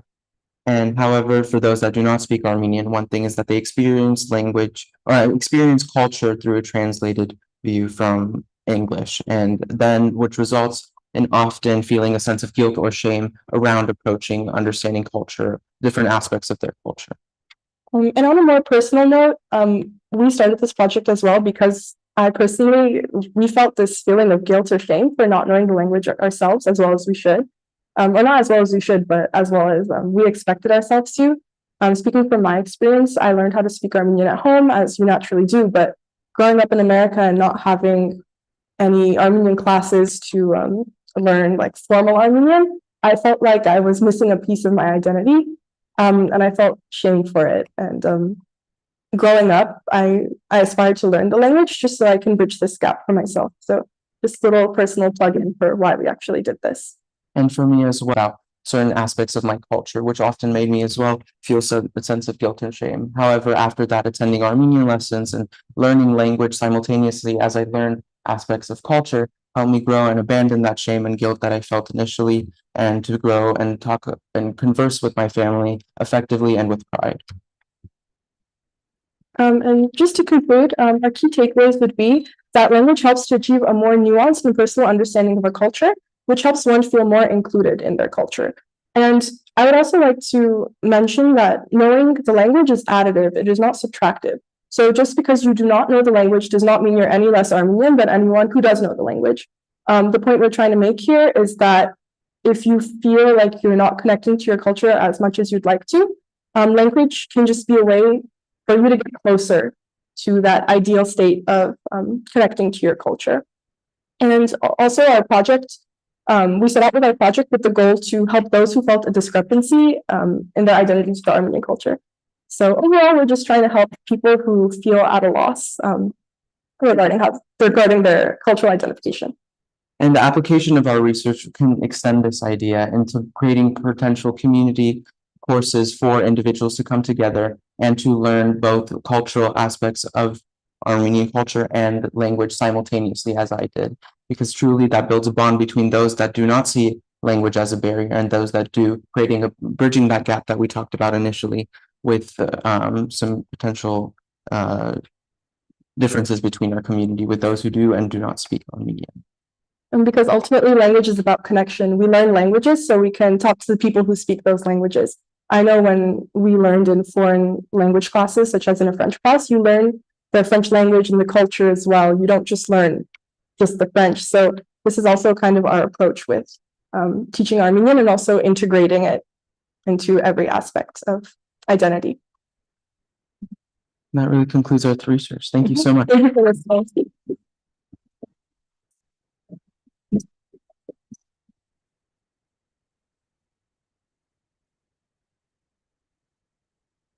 All right. Thank you so much for the wonderful presentation. If you have any questions regarding the research, we'll have some time by the end of the panel for you guys to ask them. But for now, let's move on to our second presenter, Alex Yerigyan. Alex Yerigyanը Los Angeles, Կալիֆոռնիայի համալսարանի 4-րդ կուրսի ուսանող է, որտեղ նա սովորում է նեյրոգիտություն որպես մասնագիտություն եւ հայագիտություն որպես իր երկրորդ առարկան։ Ավարտելուց հետո նա մտադիր է շարունակել իր կրթությունը, սովորելով վարքագծային նեյրոգիտության ասպիրանտուրայում։ Ալեքսը ակտիվորեն համագործակցում է համալսարանի տարբեր համանքային կազմակերպությունների հետ, ինչպեսին օրինակ Բիտան, UCLA ակադեմիական գործունեություններից բացի, նա սիրում է ավելի իմանալ տարբեր լեզուների մասին եւ ազատ ժամանակ թարգմանում է ժամանակակից հայկական երգեր։ Մրցեցի դեմ Ալեքս։ Ուրախ եմ, որ դուք սկսեցիք քո աշխատանքը։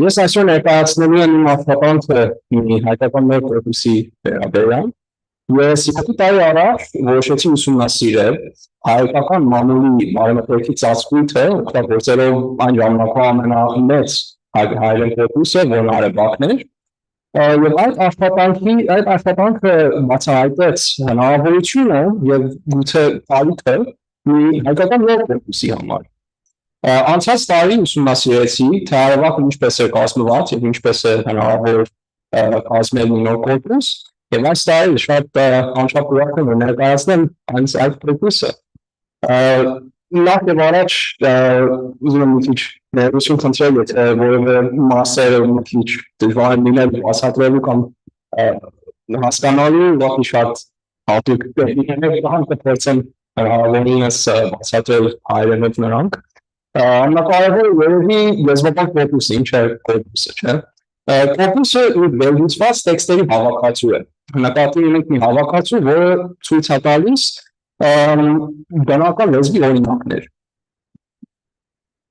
Իմ զեկուցման ընթացքում բացատրելու եմ 3 հատ խնդիր զարգացման, ինչպես որ ավելի հայտնի լինի, թե ինչպես է կառուցվել կորպուսը, հետո կներկայացնեմ հենց այդ կորպուսը, ու կբացատրեմ, թե ինչ են ապակա հետազոտական հնարավորությունները այս կորպուսը օգտագործելիս։ Զարգացման խնդիրները, առաջինը նյութերի քանակը։ Ինչպես ասեցի, արևակը ինչքան որ ես գիտեմ, նախապահացված եւ ամենամեծ արևելահայերենի կորպուսն է, նա արևելահայերենի ազգային կորպուսն է։ Եվ ունի ընդամենը 110 միլիոնավոր մոտ 10,000 տեքստից։ Այդ թվի մոտ 43%-ը մամուլից է։ Սակայն հնարավոր է, որ շատ ավելի մեծ կորպուս ունենանք, ինչպես անգլերեն այս առցանց կորպուսը, որն ունի մոտ 22 միլիարդ միավոր, 37 միլիոն հոգուծից։ Այսինքն հնարավորությունը կա, հիմա ճիշտ է, որ հայկական մամուլը երևի այնքան տարածված չէ, ինչպես անգլիախոս մամուլը, բայց դեռ կարողացանք առանձնացնենք այս մոտ 22 աղբյուրները, որոնցից որոշեցինք կոդվածներ ներբերնել մեր կորպուսի համար։ Այստեղ ներկայացնելու եմ մի քանի բաց կոդ open source գրականների առաջինը, որը պրոֆիլատուրանն է։ Պրոֆիլատուրան հնարավորություն է տալիս յուրաքանչյուր էջի համար մտնել այն էջը, առանձնացնել անդրտվյալներ, ինչպես հրապարակման թիվը եւ վերնագիրը, կոդվածի տեքստը, իհարկե, եւ դուրս թողնել այլ հաղորդումներ, վերնագիր եւ այլն։ Այսինքն ավտոմատ կերպով կարող ենք մեկ-մեկ մտնել այդ 22 աղբյուրների կայքերը եւ ներբերնել կոդվածները մեր կորպուսի համար։ Երկրորդ խնդիրը վերլուծության ճշգրությունն է։ Ինչպես անցյալ տարի ներկայացրեցի հենց այստեղ, այս գիտաժողովին, արևակ օգտագործում է մի վերլուծման համակարգ, որ կանոնների հիման վրա է աշխատում։ Այս նկատի ունեմ որևէ բառ համատելիս արևակի վերլուծման համակարգը նայում է, թե որն է արմատը, արմատը այս դեպքում կլինի մրցություն, արմատ նկատելու ունենալով ուղղակի բարույթի արմատը, երևի ոչ թե հենց լեզվական արմատը, բայց արմատը ցույց է տալիս, թե այս ինչ է, գոյական է, ինչպեսի գոյական է, հետո մասնիկներն է անընդհատ տեսնի լավ հոգնակի եթե եզակի, լոգինը ինչ է, այսպես լեգոների նման փորձում է բառը կառուցել եւ վերլուծել բառը։ Այստեղ մի քանի հատ խնդիր կա, որովհետեւ օգտագործում են բառարան։ Եթե այդ արմատը բառարանում չկա, օրինակ նոր բառ է կամ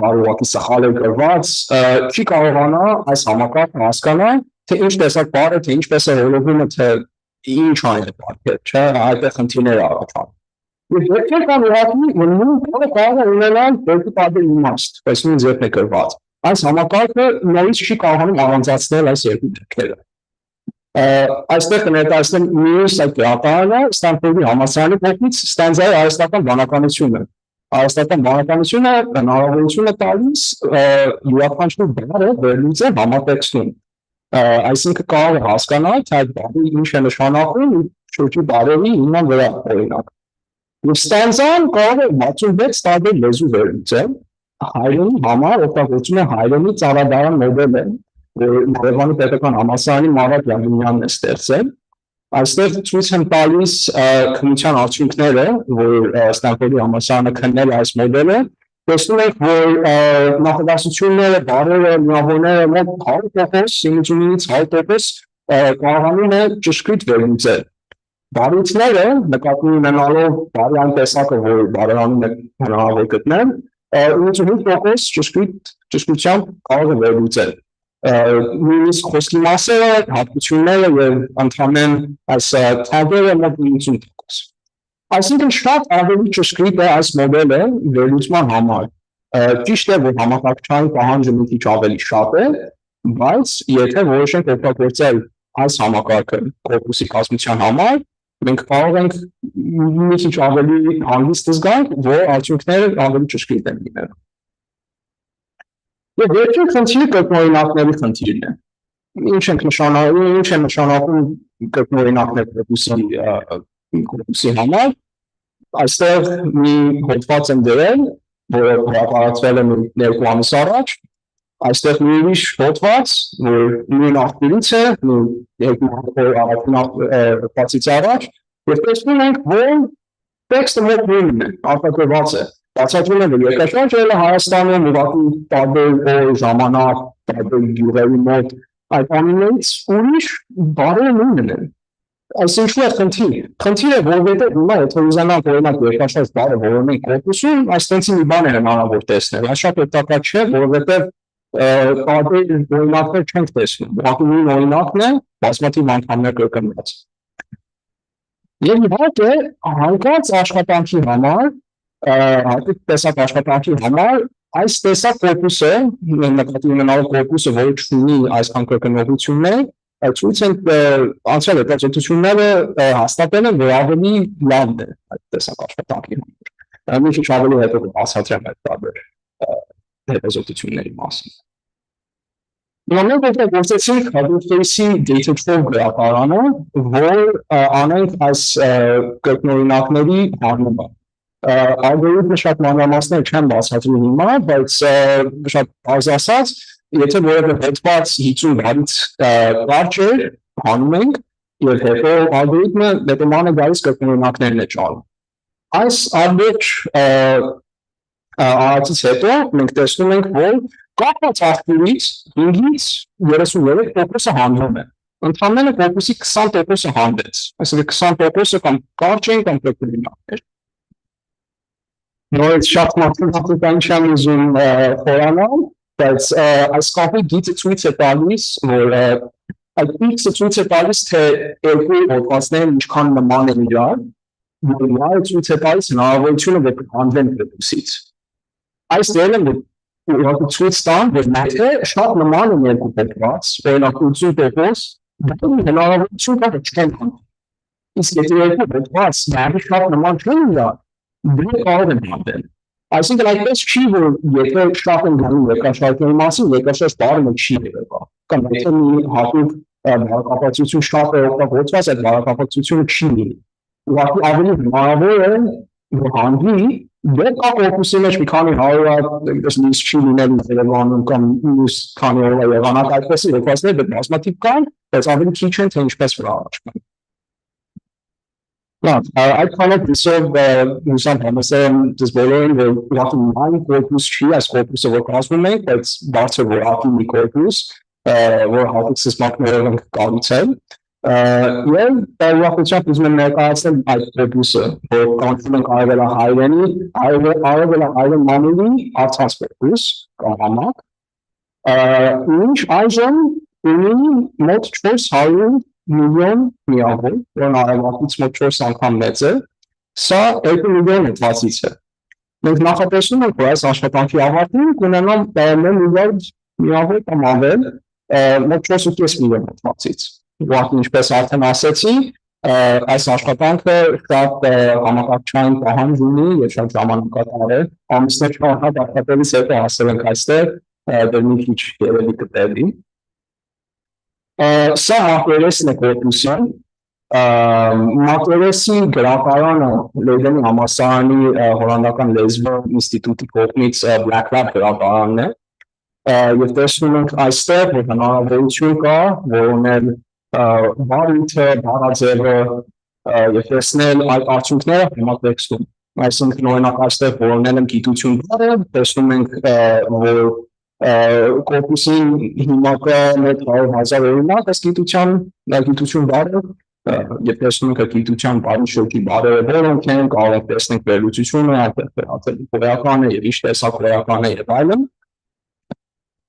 Ընդհանրված որոնում ունենք, կարելի է որոնել շատ հատուկ խոսքի մասերի հատկություններ, օրինակ կարելի է որոնել բարերը ինչ բարիքով պետք է լիներ կամ նախադասության մեջ այս բարերը պետք է լիներ, այսպես տարբերակները էական են։ Ենթակորպուսի ստեղծումը հնարավոր է, այսինքն կարող ենք ենթակորպուս ստեղծել թե վերնագրի հիման վրա, թե աղբյուրի, թե հարցման թվի, եւ վիճակագրական հետազոտություններն են հնարավոր, այսինքն կարելի է տեսնել ոչ միայն բառը կոնտեքստում, բայց օրինակ բառ ուրիշ որ բառերի հետ է ամենահաճախ տեսնված, օրինակ։ Դա կորպուսն է, և ուզում էի մի քիչ կարճ պատմել, թե ինչ են ապակա հետազոտական հնարավորությունները։ Ուղղակի անսահման են, չէ, լեզվաբանները, ես ինչպես սահմանացել լեզվաբան չեմ, լեզվաբանները վստահ եմ կարող են միլիոն բան մտածեն, թե ինչ է հնարավոր վերնել այս կորպուսով, ինչպես արևակով, բայց ես երեկ գիշեր ու կես ժամը աշխատանքով մի քանի բան արեցի, ուղղակի մի ցույց տալ, թե ինչ է հնարավոր անել, ուղղակի մի քանի րոպեի ընթացքում, չէ։ Ես մտածում եմ, որ երեք տարբեր կարգ կա, ուղղակի առաջին թեման հիմնական հարցերը, լեզվաբանական հարցերը։ Ես կարծեցի հետաքրքիր կլիներ հարցնել, թե հայերենի միջին բառի ներկայությունը ինչ է։ Ես մի հետաքրքիր բան է, որ անգլերեն լեզվի համար ուղղակի շատ տարածված թիվ են, մենք գիտենք, բայց ինքն բառ։ Չէ, բայց հայերենով ինչ է, դեպից տարբեր չենք հետազոտել, բայց որովհետև մենք ունենք բառերի ցանկ եւ ունենք բառերի հաճախությունները, կարող ենք տեսնենք, որ հայերեն լեզվի միջին բառի երկարությունը լինում է մոտ 6.5 տար, բոլոր բառերի համար, տեղականներն ուղղակի մի քիչ ավելի երկար են, մի հետաքրքիր արդյունք։ Երկու թեման կլինի, թե լեզուն ինչպես է փոխվում ժամանակի ընթացքում, որովհետև ուղղակի նամուլը արձանագրում է, թե ինչը կատարվում արդարում, լեզուն ինչպես է փոխվում, հնարավորություն է տալիս տեսնել, թե լեզուն ինչպես է փոխվում ժամանակի ընթացքում։ Օրինակ, կարող ենք նայենք, թե բառերը ինչպես են ծնվում։ Կորոնավիրուս բառը տեսնում ենք, որ կորպուսի մեջ համարյա չկա 20 թվից առաջ։ Պանդեմիան գալիս է, հարյուրավոր օրինակներ կան, պանդեմիան վերջանում է, այդքան չեն օգտագործում, բայց տեսնում ենք, որ 20-ից առաջ 0, 20-ից հետո կա, շատ հետաքրքիր է։ Կարող ենք տեսնենք, թե լեզուն ինչ կապ ունի աշխարհի հետ։ Օրինակ, ուկրաինա բառը որոնելիս տեսնում ենք շատ սուր տեղեր, այդ առաջինը 2017 դեպքում եւ Մոյդան հեղափոխության ժամանակ է, առաջին պատերազմը, հետո երկրորդ պատերազմը։ Շատ հետաքրքիր է, ուղղակի նայելով, թե ինչ բառեր կան կորպուսում, կարող ենք այսպես բաներ տեսնել։ Ինչ հետաքրքրությունից, որովհետև անցած երկու տարով հացատրել եմ այս բարոմետրիկի ծածկույթը, բարոմետրիկի ծածկույթը այս տերմինը բացատրում է, թե քանի բառ է պետք կառուցել որևէ տեքստի, ասենք 95%-ը, չէ, այսինքն եթե այս տիպը 1000 լիներ, այսինքն 1000 բառ իմանելիս, որևէ տեքստի 95%-ը կարելի է կարդալ հասկանալ։ Եվ այստեղ ենթակորպուսներ յուրաքանչյուր տարիների համար ստեղծեցինք, նայեցինք, թե ինչ է այս 95% ծածկույթը եւ տեսնում ենք, որ շատ հետաքրքիր է, այդ տարի լեզուն մի քիչ պարզանում է, ավելի պարզ է դառնում, չէ, առաջին տարիներին ավելի բարդ էր լեզուն մի քիչ, նորից շատ հետաքրքիր բան։ Եվ գուցե ամենահետաքրքիրը այն է, որ այս կորպուսը հնարավոր է օգտագործել ոչ լեզվաբանական աշխատանքի համար, ինչպես հաշվողական մոդելավորման համար։ Շատ հիմնակվա մեջ օրերում շատ հետաքրքիր բաներ կա, որ կարող ենք անել հենց հաշվողական կերպով, այսինքն օրինակ տրամադրության վերլուծություն, չէ, որևէ տեքստը լավ բաներ է ասում, թե լավ բաներ է ասում, չէ, հնարավոր է որևէ մոդել ստեղծել, որ կարողանում է հասկանալ սա։ Առաջացնող լեզու մոդելներ ChatGPT-ի նման, որը կարող է ստեղծել լեզու եւ իհարկե աղբյուրների կողմնակալության վերլուծություն, չէ, հանկարծ աղբյուրները երևի ավելի շատ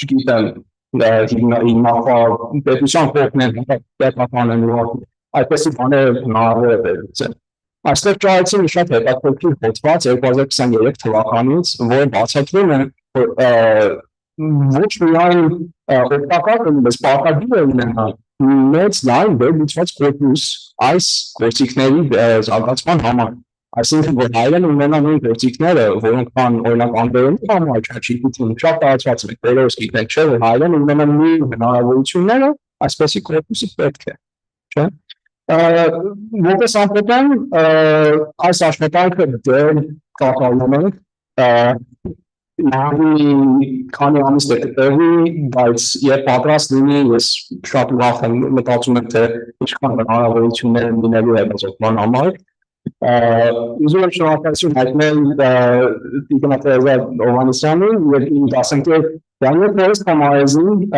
ուզում եմ ասել, նա սովորում է քիմիա, նա բնապես չէ, այսինքն որ ինքն ինձ իրադարձությունը այս նախագծի համար շատ կարևոր է ինձ, եւ գիտեմ, որ շատ ժամանակներ չեն մտնում այն գործիքների հեղինակները, որոնք նորից open source այս բաց կոդով են գրված, որի մարդիկ կարող են օգտագործել նրանց ու օգտագործում են, բայց առանց իրանց որոշումը, որ այս գործիքները դնեն, որ կարողանան օգտվել անվճար քննադատությամբ, այս նախագիծը չէր լինի եւ չի կարողան այս կորպուսը ստեղծել, որը ուզում եմ նրանց շնորհակալություն հայտնել։ Այդքանով կապ։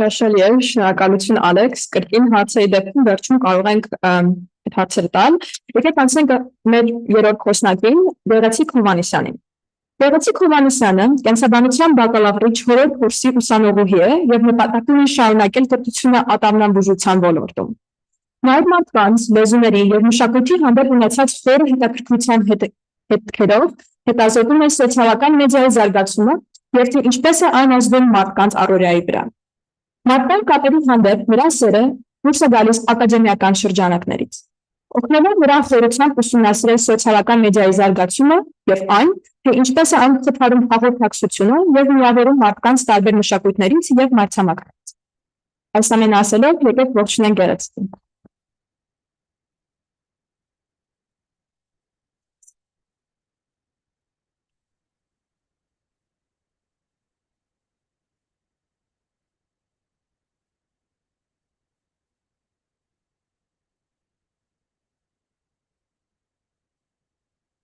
Ողջույն բոլորին։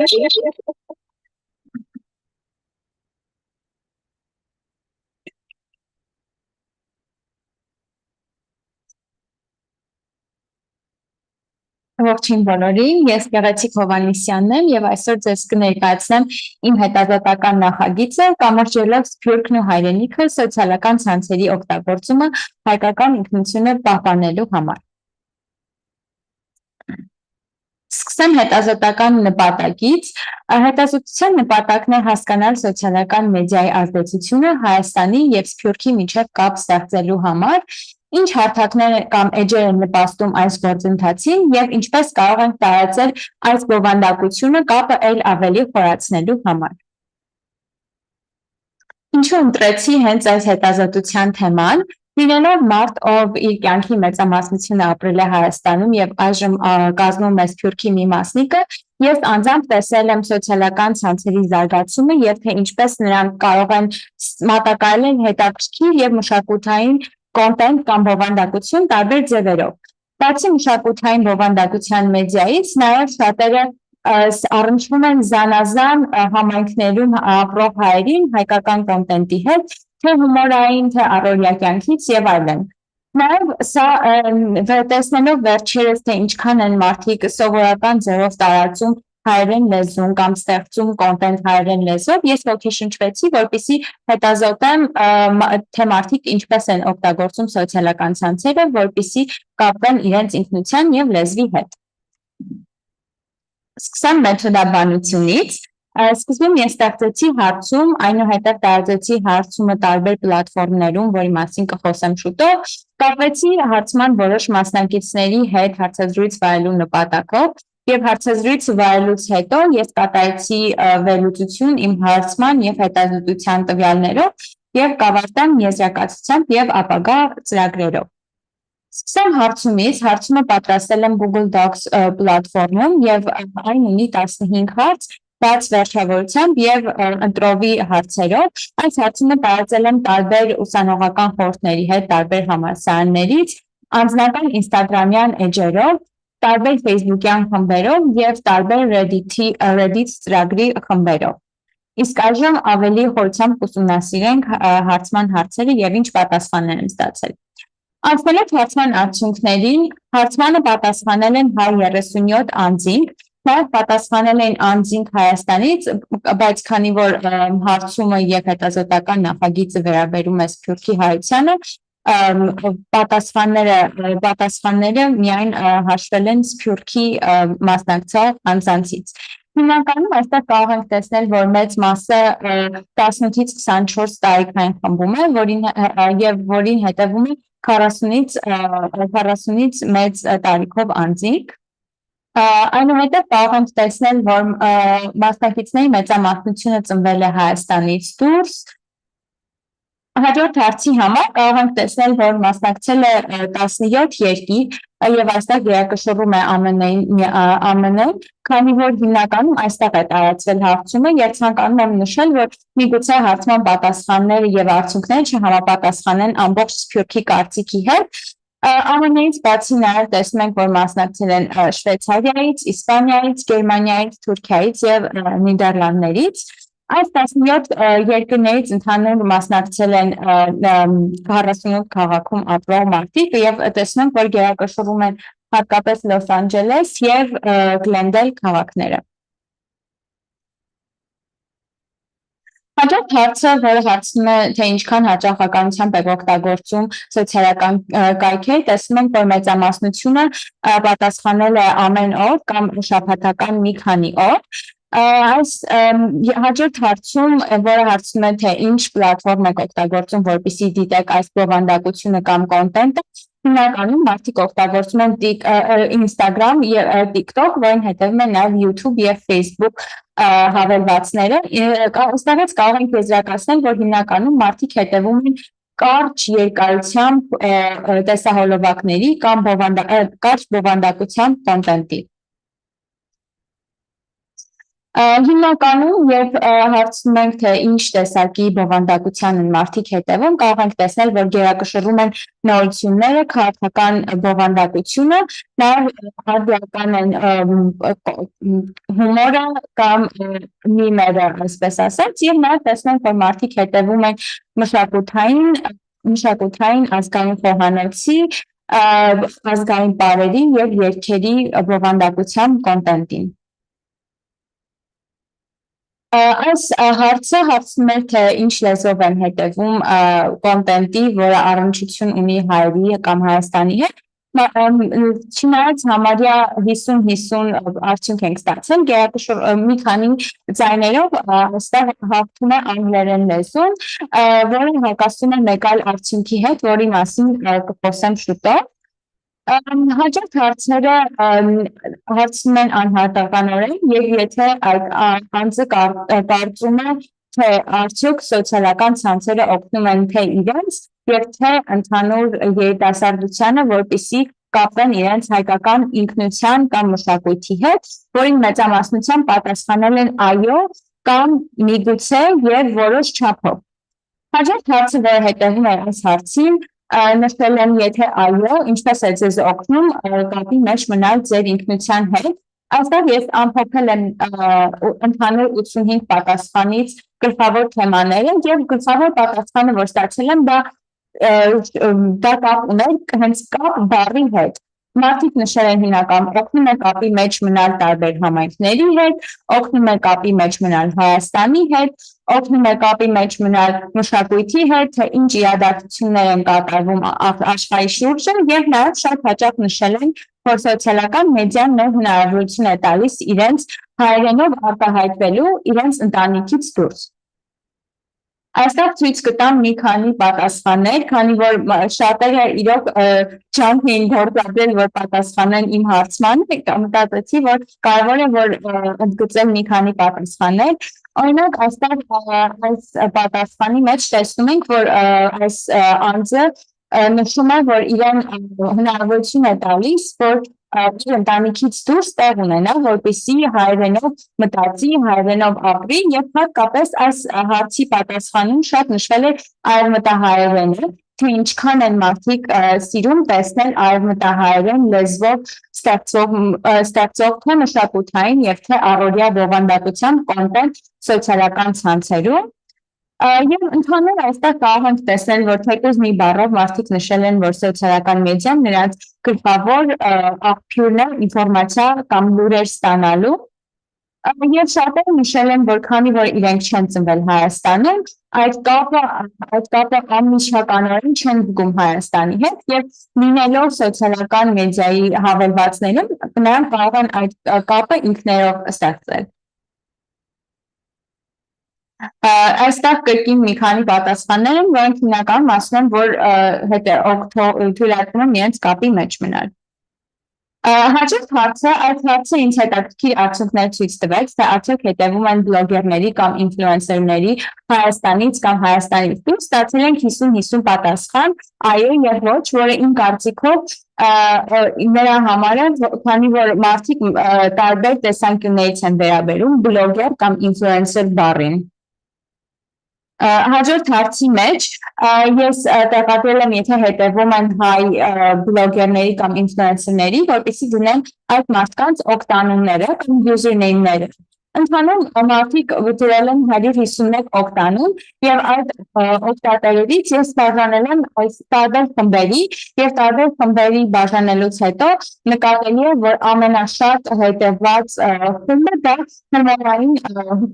հումորային բովանդակության կոնտենտն է, որին հետևում են նաև կրթական կամ լեզվական կոնտենտը, ընդհանուր առօրյա կյանքի կոնտենտը եւ ազգային խոհանոցի մասին բովանդակության կոնտենտ։ Իսկ այստեղ կարող ենք տեսնել, որ այս մարդկանց օգտանունների էջերը այցելելուց հետո եւ իրենց հրապարակած տեսանյութերը կամ post-երը դիտելուց հետո ես տեսա, որ ավելի շատ հայերենն է հանդիպում, քան անգլերենը, որը հատասում է նախորդ արդյունքին։ Այստեղ ես առանձնացրել եմ մի քանի տարբեր կատեգորիայի օգտատերերի էջեր, որոնք հանդիպել են պատասխանների մեջ 2-ից ավել անգամներ, օրինակ կրթական կամ մշակութային կամ podcast-ի ոլորտի էջերից շատ դրել են Mccown Academy, որը մշակութային էջ է,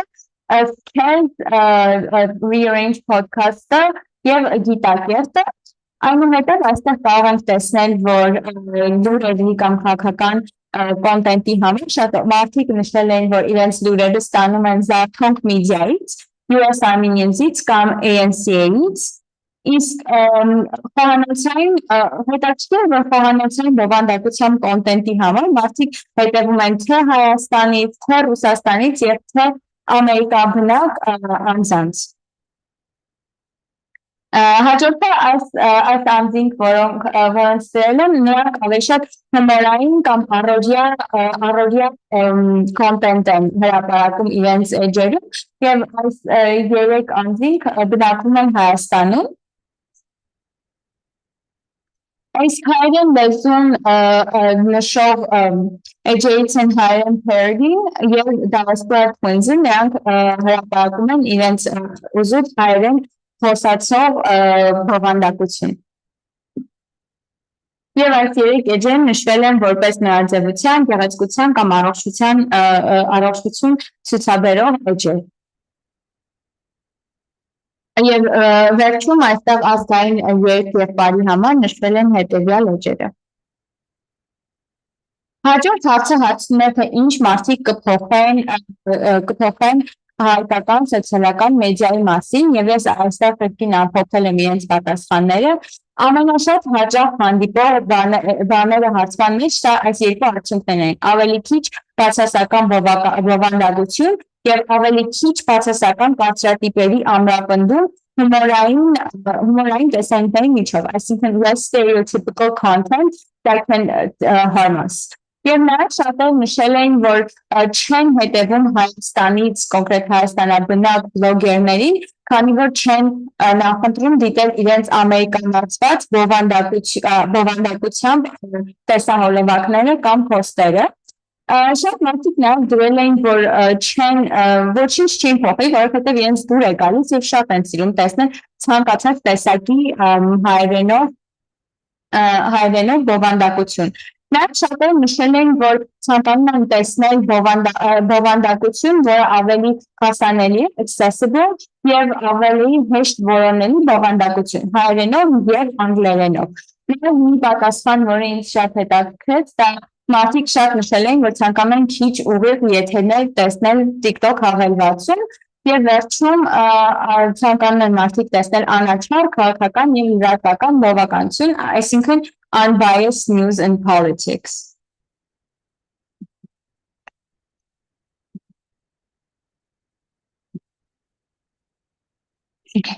Հաջորդ քայլը իմ հետազոտության մեջ սա հարցազրույցներ վարել։ Հարցման մեջ ընդհանուր 42 հոգի ցուցաբերել է ցանկություն հարցազրույցի համար, սակայն վերջում անցկացվել է 15 հարցազրույց։ Սրանք հարցազրույցի հարցերն են, այս հարցերը ինձ թույլատրել են, որպեսզի ավելի լավ ճանաչեմ իմ հարցման մասնակիցներին եւ հիմա ավելի խորը կխոսեմ այս հարցերի եւ պատասխանների մասին։ Հարցազրույցի մասնակիցներն էին տարբեր տարիքային խմբերից առնվազն 1 հոգի եւ նաեւ մասնակցել են 3 երկրից եւ ընդհանուր 6 քաղաքից։ Ուրեմն առաջին եզրակացությունը, որ ես տեսա հարցազրույցներից հետո, տեսնում եք, որ երիտասարդ մասնակիցներից մի քանիսը, ում ծնողներն են ծնվել Միացյալ Նահանգներում, կամ նրանք երկրորդ, երրորդ տենդի ներգաղթյալներ են, second or third generation immigrants, նշել են, որ իրենք սովորել են հայերեն կամ ներգրաված են հայկական մշակույթի մեջ, հայկական դպրոց հաճախելով կամ եկեղեցում ներգրաված լինելով։ Իսկ այն մարդիկ, ովքեր ապրել են նման համայնքներում, որտեղ այդքան էլ շատ մեծ չէ հայությունը, նրանք նշել են, որ սոցիալական մեդիան է իրենց հիմնական կապի նորությունների եւ տեղեկատվության աղբյուրը, որը մասնակիցների համար հայերենը շատ մեծ դեր է խաղում իրենց կյանքում, թե ակադեմիական ոլորտում եւ թե զուտ իրենց ընտանիքի անդամների հետ շփվելու համար։ Մասնակիցները նշել են, որ իրենց կոնտենտը հիմնականում ստանում են Instagram-ում, TikTok-ում եւ YouTube-ում, Instagram-ը եւ TikTok-ը ավելի շատ արդիական է 18-ից 24 տարեկան խմբում, իսկ YouTube-ը եւ Facebook-ը ավելի շատ նշված ավելի ավագ տարիքի մարդկանց հետ եւ շատերը նշել են, որ այս բովանդակությունը նրանք գտնում են պատահաբար, այլ ոչ թե միտումնավոր որոնելով, քանի եւ սկսեցին այդ պատասխանը նրա հետ, որ ավելի շատ բարդ է գտնել այս բովանդակությունը հայերեն լեզվով։ Եվ ես հարցրեցից մեկը հարցնում էր, թե արդյոք երբևէ ուժեղ կապ են զգացել Հայաստանի հետ, ինչ որ առցանց միջոցառումից, մասնակիցներից համարյա բոլորը 18-ից 24 տարեկան խմբում նշեցին, որ այս կապը զգացել են Արցախյան 2020 թվականի պատերազմի, այդպես քանի որ սոցիալական ցանցերը նրանց համար իրենց լուրերն էին կամ հետևում էին տարբեր միջոցառումների, թե ինչպես կարող են օգնել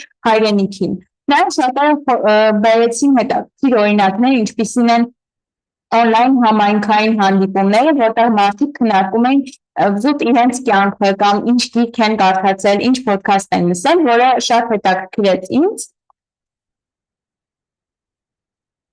Սա մասնակիցների ամենասիրած հարցն է. Do you ever feel that certain parts of Armenian culture are overrepresented or underrepresented online, and which ones? Այստեղից ես հանել եմ հիմնականում այս այս պատասխանները, մասնակիցների շատերը կրկին նշեցին, որ իրենց դուր չի գալիս հայկական տարբեր տեսակների մասին կարծրատիպային եւ շատ չափազանցվող հումորային բովանդակությունը, եւ շատեր նշեցին, որ դա նույնիսկ նպաստում է, որ այլ ազգերը կամ վատ տպավորություն է թողում հայերի մասին ուրիշների մոտ, եւ այս կարծրատիպերի ամրապնդումը նաեւ եւ ներկայացվածից նշեցին, որ չեն ցանկանում տեսնել նյութապաշտական բովանդակություն, որը ըստ մասնակիցների կարծիքի շատ է հանդիպում։ Իսկ թե ներկայացվածներից հիմնական պատասխանն էր հայերի, որ ցանկանում են տեսնել իրական, աուտենտիկ հայերի առօրյա կյանքը Հայաստանում, հայերի միասնությունը խթանող բովանդակություն, բլոգերներ կամ անձանց, որոնք չեն համապատասխանում հայկական կարծրատիպային կերպարին, այսինքն stereotypical Armenian, ցանկանում են տեսնել ավելի ներառական կամ inclusive մարդկանց, ովքեր պատկանում են տարբեր համայնքներին,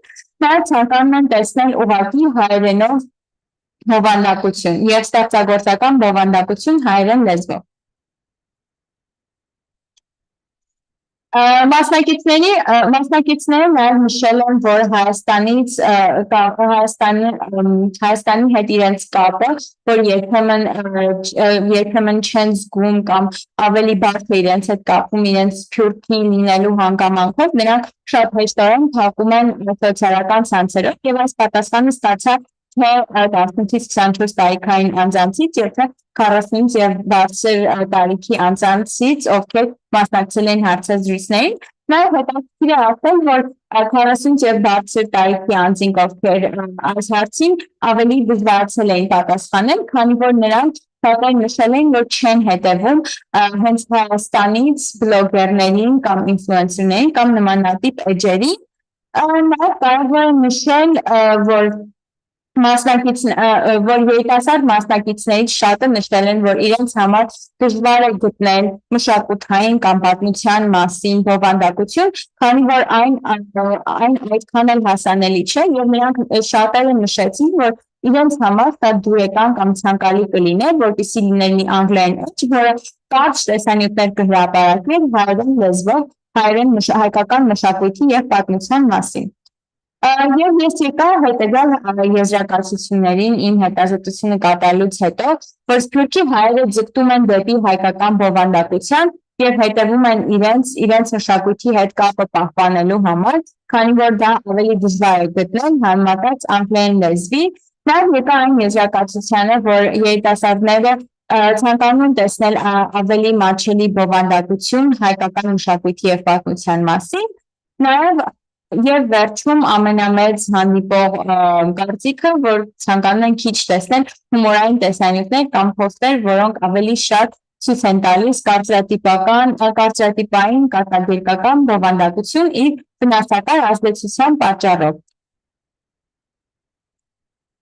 Եվ ապագա ուսումնասիրությունները կարող են կրկնել այս նույն ուսումնասիրությունը ավելի մեծ նմուշի չափով, որպեսզի ավելի լավ ներկայացվածություն ունենան, եւ ապագա բլանների համար կարող են խթանել կամ ստեղծել էջեր, որոնք ապահովում են սփյուռքի հայերի կողմից որոնվող մշակութային բովանդակությունը եւ կիսվել կրթական, մշակութային եւ այլ բանջարկ ունեցող էջերով, որը ես կարծում եմ կարևոր է նշել, որ շատ մարդիկ, ովքեր մասնակցել էին իմ հարցազրույցին կամ այն մարդկանց հետ ում հետ կիսվել եմ, որ ես նման հետազոտություն եմ կատարում, շատերը ինձ ասացին, որ անպայման իրենց հետ կիսեմ այն լավ էջերը, որ ես կգտնեմ իմ այս հետազոտության շնորհիվ, որ ես պլանավորում եմ անել։ Շնորհակալություն։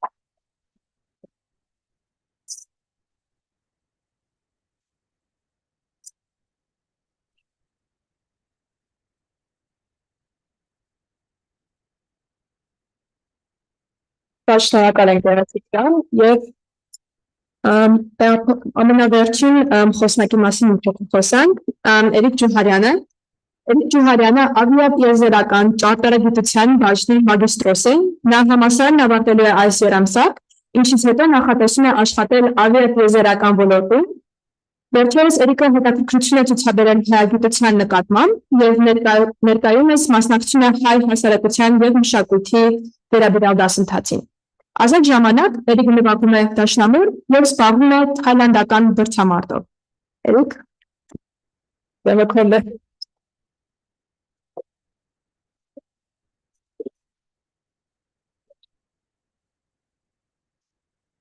Շնորհակալություն Աննա ջան։ Ողջույն, ոնց է տրամադրությունը։ Ինչ է հավեսում եք։ Ես այսօր կխոսեմ կարգին հաղորդման մասին։ Ով է լսել կարգին հաղորդման մասին։ Դա ինչ որ մեկը որ չի լսել։ Լավ, հիմա կիմանաք։ Ավելի ճիշտ ուզում եմ խոսել կարգին հաղորդման թվավոր խոսքերի քննության մասին, թվավոր խոսքերը ոնց են ազդում մեր լեզվին։ Հիմա ինչ է կարգին հաղորդումը։ Կարգին հաղորդումը ամենատարածված եւ ամենահայտնի շոուներից մեկն էր, բաղկացած էր մի քանի րոպեանոց, 2-ից 5 րոպեանոց հումորային էպիզոդ կամ հատվածներից, որոնք վերաբերում են կենցաղային իրավիճակներին, օրինակ ամուսնական դավաճանություններին, ոստիկանությունին, առևտրային աշխատանքին, այսպիսի իրավիճակներին։ Շոուը նկարահանվել էր 2003 թվականից մինչև 2009 թվականին, բայց ցուցադրվել էր մինչև 2020 թվականը Արմենիա հեռուստաալիքով, բայց չնայած որ արդեն 15-16 տարի չի նկարահանվում շոուը, մենք շարունակում ենք օգտագործել մի քանի, այսինքն 100-ավոր կասեի, թվավոր խոսքեր տարբեր հաճախականությամբ մինչ այսօր։ Շոուն ունի 7 եթերաշրջան եւ 1400 սենց կարճ 2-5 րոպեանոց սերիա եւ իհարկե գլխավոր դերերում Հայկ Մարությանը պատկերված է աջ կողմում եւ Մկրտիչ Արզումանյանը, որը պատկերված է ձախ կողմում։ Ցավոք սրտի նրանք շատ զբաղված են եւ այսօր մեզ չեն կարող միանալ, բայց հուսով եմ, որ զմի ձայնագրությունը անպայման կդիտեն։ Նախագծի նպատակը հասկանալն է կարգինից հատավարապես քանի թվավոր խոսք է առաջացել կամ տարածվել եւ հասկանալ ինչ հաճախականությամբ են օգտագործում եւ որ ոլորտներում են օգտագործվում այս խոսքերը, արդյոք միայն հասարակ խոսակցություններում, թե ուրիշ ոլորտներում, քաղաքական կամ գիտական ոլորտներում։ Ես այս հարցի պատասխանը իրոք շատ հետաքրքիր է։ Թվավոր խոսքերը լինում են երկու տեսակի, ես այստեղ հանել եմ մի քանի բանավոր օրինակներ, մենք գիտենք արդեն, որ բանավոր լինում են, խոսքերը լինում են բանավոր հասարակ խոսակցություններում, բայց նաև քաղաքական ոլորտներում, օրինակ, եթե այստեղ միացնեմ այստեղ մի տեսանյութ, կներեք,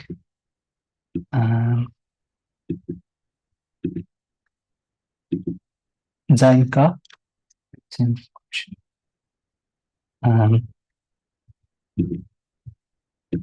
չէ, ով է լսել լուսամուտը դրիմ արտահայտությունը կամ պատուհանը դրիմ։ Այս խոսքը օգտագործում են, երբ զննի աշխատանքի համար շատ երկար ժամանակ է տրվում եւ ուզում են հասկանալ ինչ է արվել, ինչ չի արվել այս ընթացքում։ Մի լրագրող 2019 թվականին վարչապետ Նիկոլ Փաշինյանին հարցրեց ինչ է կարել ես 9 ամսվա ընթացքում այս արտահայտությունը օգտագործելով։ Հիմա եթե աշխատի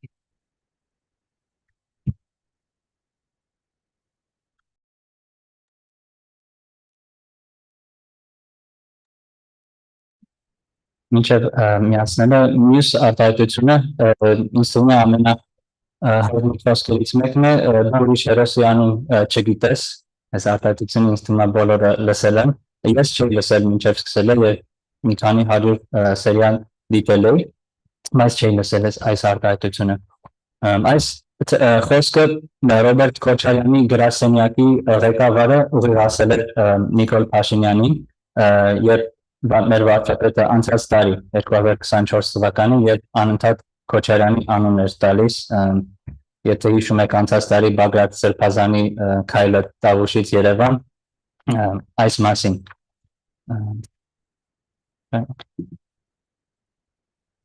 Չկա։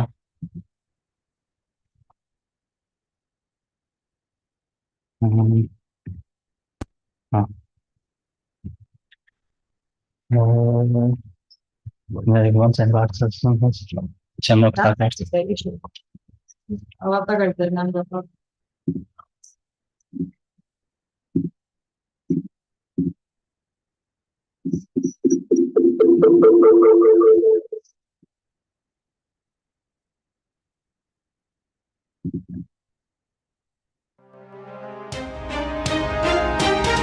Դուք նշել եք, որ ձեր շրջապատի Գյունակարային նշանակությունը եւ տնտեսական միության հարցը։ Մի րոպե, ասուլիս կան։ կառավարությանը միշտ քննադատել եք առաջին հաղորդման մանրապատումները հիշեցնելով են Պետո ջան պատուհանը դրի ընկեր չարեք։ Հիմա այս 9 ամիս անցավ եկա ես պետք է ինչ արեցիք։ Ես գիտեք իմ հեռախոսի մեջ չգիտեմ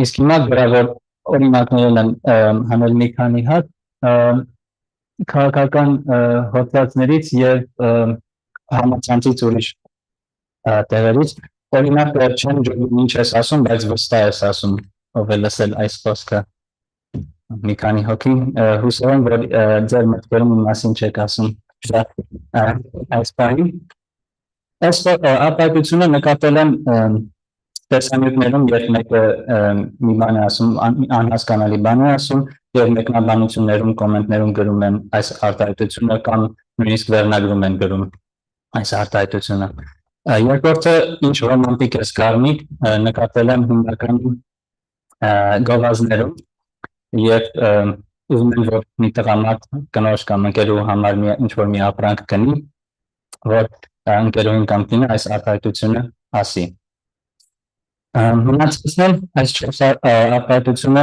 վերցրել եմ հոդվածներից, հենց հոդվածների վերնագրերից, օրինակ հաջող բալոտի, ուզում ես ուզի, չես ուզում ուզի, համկեր համգրի և հերվաշեն բառը։ Հերվաշեն բառը վստահ չենք հենց կարգինից է առաջացել թե ոչ, բայց հստակ կարող ենք ասել, որ տարածվել է գոնե կարգինից եւ լիքը մարդիկ գիտեն որ կարգինից է հերվաշեն բառը եւ հերվաշեն հերուշեն բառից է կազմված եւ նկարագրում մի ինչ որ հիպոթետիկ հերոգյուղ քաղաքակրթությունից կտրված որտեղ համացանցը չի բռնում եւ այլն հերուշուլ գյուղ բայց հետաքրքիր է որ այս թվով խոսքերը ոչ միայն բանավոր են օգտագործում այլ գրավորել լուրջ հոդվածներում։ Իսկ հիմա մի քիչ խոսեմ իմ հավաքագրման միջոցների մասին, կտրվել այդ տանը։ Ամենասկզբում ես Google-ից համացանցում մի քանի թվով խոսք եմ հավաքել 10-ից 15 ամենահայտնի եւ տարածված խոսքերը, որպեսզի հարցազրույց կատարեմ։ Եվ հարցազրույցները կատարել ենք մի քանի հայ ուսանողների հետ, ծնողների հետ եւ բարեկամների հետ, որ բարձենք իրենց կամ ստուգենք իրենց ծանոթությունը որոշ թվով խոսքերի հետ եւ հարցնենք ուրիշ ինչ թվով խոսքեր են լսել։ Դա առաջին փուլն էր։ Երկրորդ փուլը Facebook-յան գրառումներն են։ Մի քանի Facebook-յան խմբերում գրառումներ են կատարել, գրառումներ են արել որ այնտեղ ստացել ենք հարյուրավոր 500-ից ավել մեկնաբանություն, հիմնականում թվավոր խոսքեր, հիմնականում այնտեղից ենք հավաքագրել թվավոր խոսքերը։ Եվ վերջին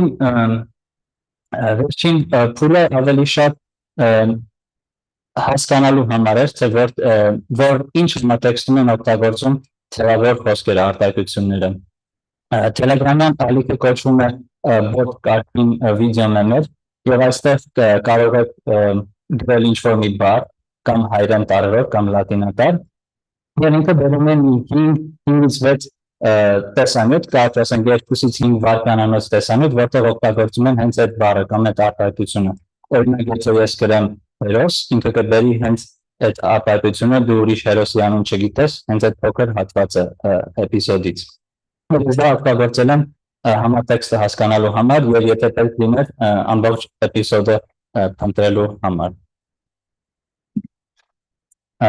Հավաքագրելու ընթացքում մենք կազմել ենք մի ցավար խոսքերի բառարան, այժմ կա 109 արտահայտություն, եւ բացի արտահայտություններից թվարկված են նրանց բացատրությունները, այսինքն ինչ համատեքստում են մարդիկ օգտագործում յուրաքանչյուր արտահայտությունը։ Եթե փոքրակ կարող եմ կարդալ մի քանիսը օրինակ, դարի սրան բացատրի, որ տրամվայ է սպասում, այս մեկն է շատ տարածված խոսք, ասում են, որ մի անհարմար իրադարձություն է անհավանական կամ անհնար բացատրություն ունի։ Դեմի 6-20, այս արտահայտությունը այդքան էլ տարածված չի, բայց ես օգտագործում եմ երբեմն։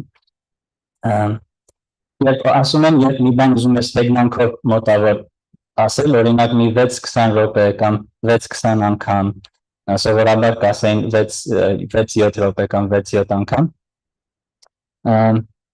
Հաջորդը դու տուֆ չես, դու տուֆտա ես, բայց մի վիրավորվեք, ես սա ձեզ եմ ասում, իհարկե սա հումորական խոսք է, դու ուրիշ հերոսի անուն չգիտես, սա հերոսի մասին միայն չեն ասում, նույնիսկ կարող է ասվել ինչ-որ հայտնի երգիչի մասին կամ դերասանի մասին, բայց մեկը միևնույն մարդու մասին է խոսում, այս արտահայտությունը օգտագործվում է։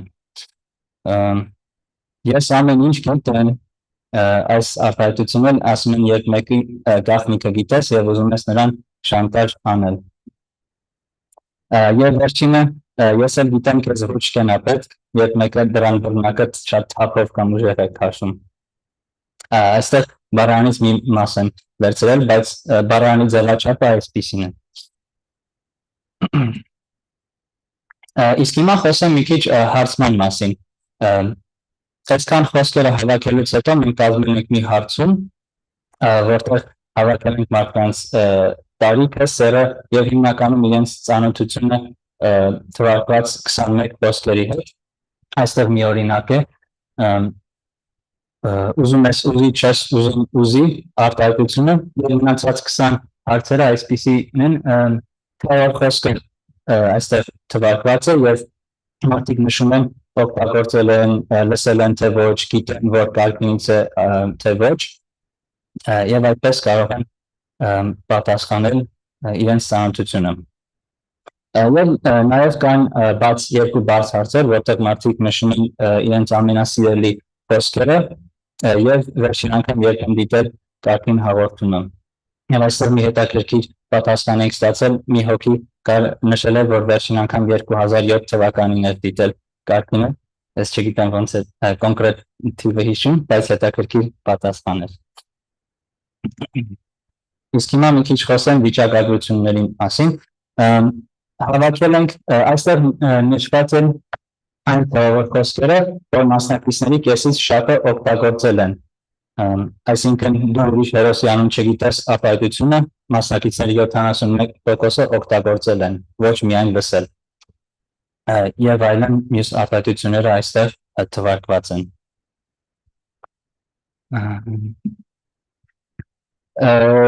Վիճակագրությունները արել են նաև տարիքային խմբերին եւ սեռական խմբերին, բաժանել մի քանի տարիքային խմբերի եւ սեռերի, որպեսզի հասկանանք յուրաքանչյուր խմբում որ արտահայտություններն են ամենաշատը օգտագործվում։ Եվ արդյունքները սա կտրվել է մի քիչ։ Ես այստեղ դեղինով նշել էի, հիմա չի երևում, բայց նշել էի այն հաճախականությունները, որ 50%-ից ավել են, այսինքն եթե մասնակիցներից կեսից շատը օգտագործել են յուրաքանչյուր թվավոր խոսք, ես դա դեղինով էի նշել, բայց հիմա բանել չի երևում։ Լավ, երկրորդ խմբում տեսնում ենք երիտասարդ 21-ից 25 տարեկան խումբը եւ տեսնում ենք, որ բոլոր արտահայտությունները այստեղ 15 արտահայտություն է նշված եւ բոլոր արտահայտությունները մասնակիցների կեսից շատը օգտագործել են այս խմբում եւ հաջորդ խմբում էլ համարյա նույնը, բացի մի 2-3-ից, բայց հետաքրքիր է նշել տարբերությունը դեռահասների եւ 40-ից մեծ խմբերի, իրանք այդքան շատ չեն օգտագործում այս կարգինից արտահայտություններ, քան երիտասարդ տարիքային խմբերը։ Օրինակ, առաջին սյունում տեսնում ենք, այս աղյուսակի մեջ առաջին սյունում տեսնում ենք, որ ընդամենը 2 արտահայտություն կա, որ մասնակիցներից կեսից շատն են օգտագործել, եւ այդ երկուսը դու ուրիշ հերոսի անուն չգիտես եւ չեմ ջոգում ինչ ես ասում, բայց վստահ ես ասում արտահայտությունները։ Բայց հետաքրքիր է տեսնել, որ ընդհանրապես երկրորդ խումբը, այսինքն 21-ից 25 տարեկան խումբը, ընդհանրապես ավելի շատ են օգտագործում թեորիկ խոսքեր, քան մնացածը։ Նույնը բաժանել ենք սեռական խմբերի, եւ այստեղ էլ հետաքրքիր է տեսնել, որ ընդհանրապես տղամարդիկ ավելի շատ են օգտագործում թեորիկ խոսքեր կարգինից, քան կանայք, օրինակ, երևում է, թե կտրվել է։ Օրինակ հենց առաջին արտահայտությունը անասուն երկիրա տղամարդիկ 2 անգամ ավելի շատ են օգտագործում հաճախականությամբ, քան կանայք, բայց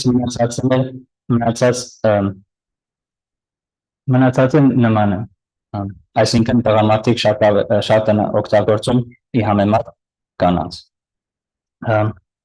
Եվ ամփոփում ուզում եմ նշել, որ հարցման մեջ կար մի հոգի, որ նշել էր երբեք չէր դիտել կարգին հաղորդումը, բայց ծանոթ էր 10-ից 15 թեորիկ խոսքերի հետ, եւ ասեմ ավելին, նա օգտագործել էր 5-ից 5 կամ 6 թեորիկ խոսք, չնայած որ երբեք չէր դիտել կարգին հաղորդումը։ Երկրորդ մեկնաբանություն էլ կասեմ, որ կան մի շարք ժողովուրդ, որ կարծում է այսպիսի բովանդակությունը կարգին հաղորդումը եւ թեորիկ խոսքերի հետ կապված բովանդակությունը վատ ազդեցություն ունի հասարակության վրա լեզվի առումով կամ երեխաների վրա կերպարների առումով, բայց ես ուզում եմ ասել, որ համաձայն չեմ այս տեսակետի հետ, որովհետեւ եւ հուսով եմ դուք համաձայն կլինեք, որովհետեւ դերասանները, ասենք Հայկոն եւ Միկոն, այս դերերը տանելով, դերերը խաղալով չեն ուզում գովել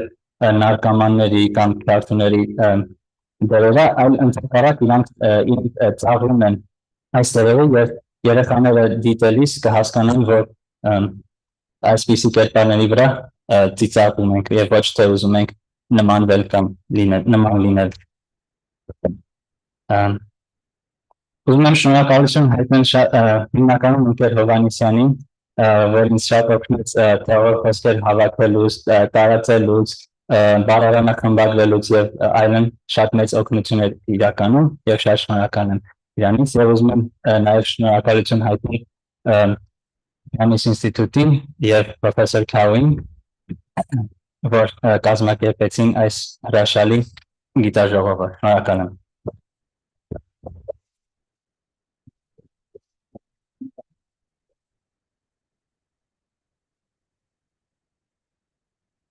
All right, thank you so much, Eric. And right now, I'd like to open the discussion. If you have any questions towards all the panelists, please feel free to raise your hand, and I'll be running to you with a microphone. So, all the panelists can please come to the front.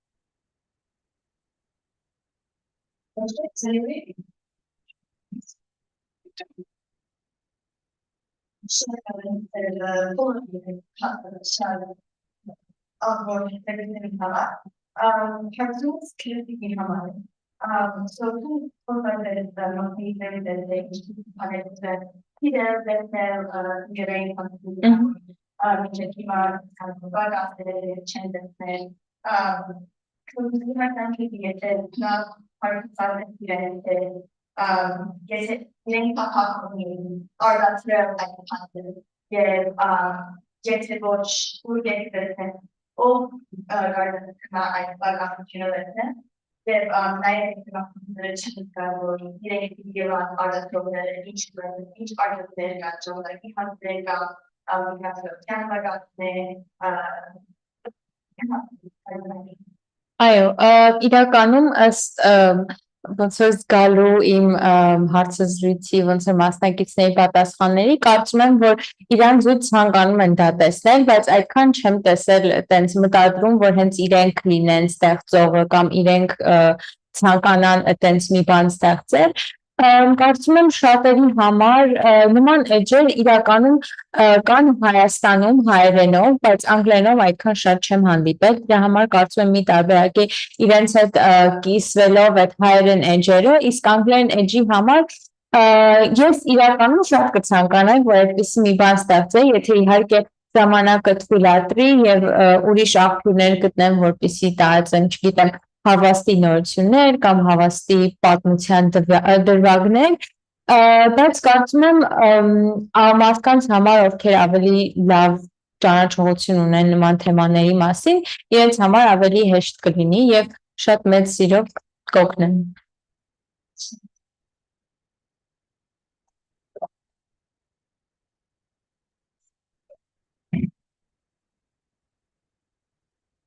I have a question for Nina.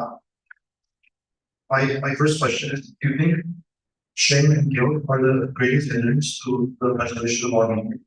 And my other question is, do you think Armenian schools are enough to preserve Armenian in the diaspora?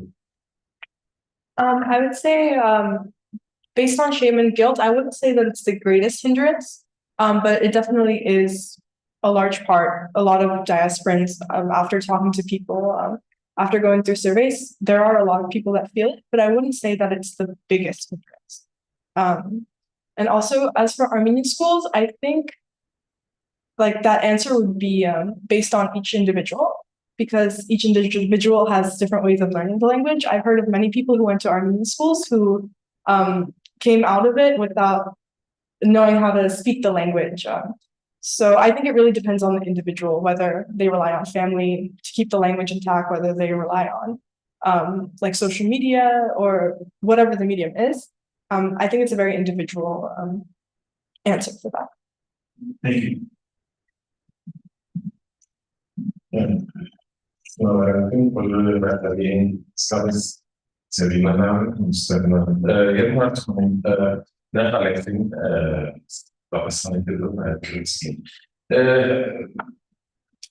essentially make up yazılarımızda seyirlerin reklamlarına başkanlık çok inşallah gibi yatırma radarlarına göre ne etmemiz var.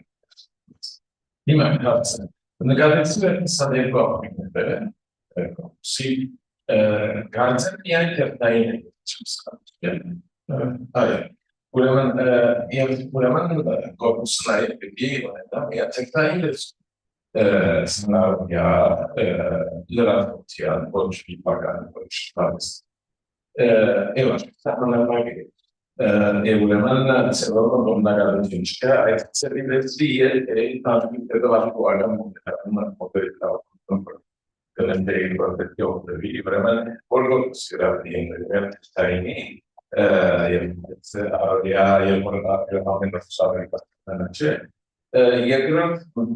Yazı çalışmalarına da garantisi sanıyorum diğer Hayastaniyan kaykelerin artık da kadar olmayan arabelu hayırlar bu Türkiye'de. Aslında evden sıkayın kayker diğer tavanaklar takdir var. Estağfurullah yüzlerden yüzlerden onları başka hayır geçme artık çünkü gayet çıkaramamış. Sonra con Los Angeles'ta bir başka como Facebook un aslında hazır yaptığımız aslında milyon para evrenos Amen disani anche lugar Vienna era la condizione işte yan teknik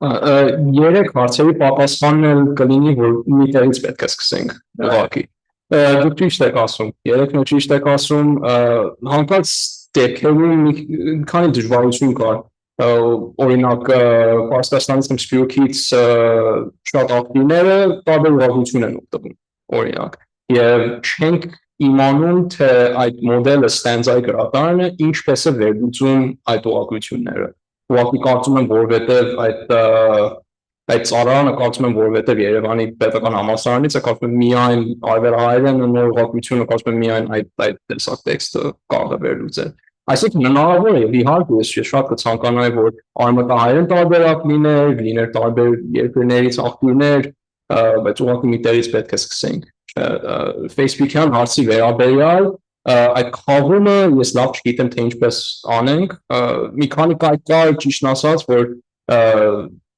ես նշեցի, որ 22 աղբյուր ստացվեցն ենք ինչ հիմա վերլուծել, այդ ուրիշ կայքերը մի քիչ դժվարություն են առաջացրել այդ խաղման։ Ոչ թե այն կայքերը Հայաստանի ինչքանից գրական նշան։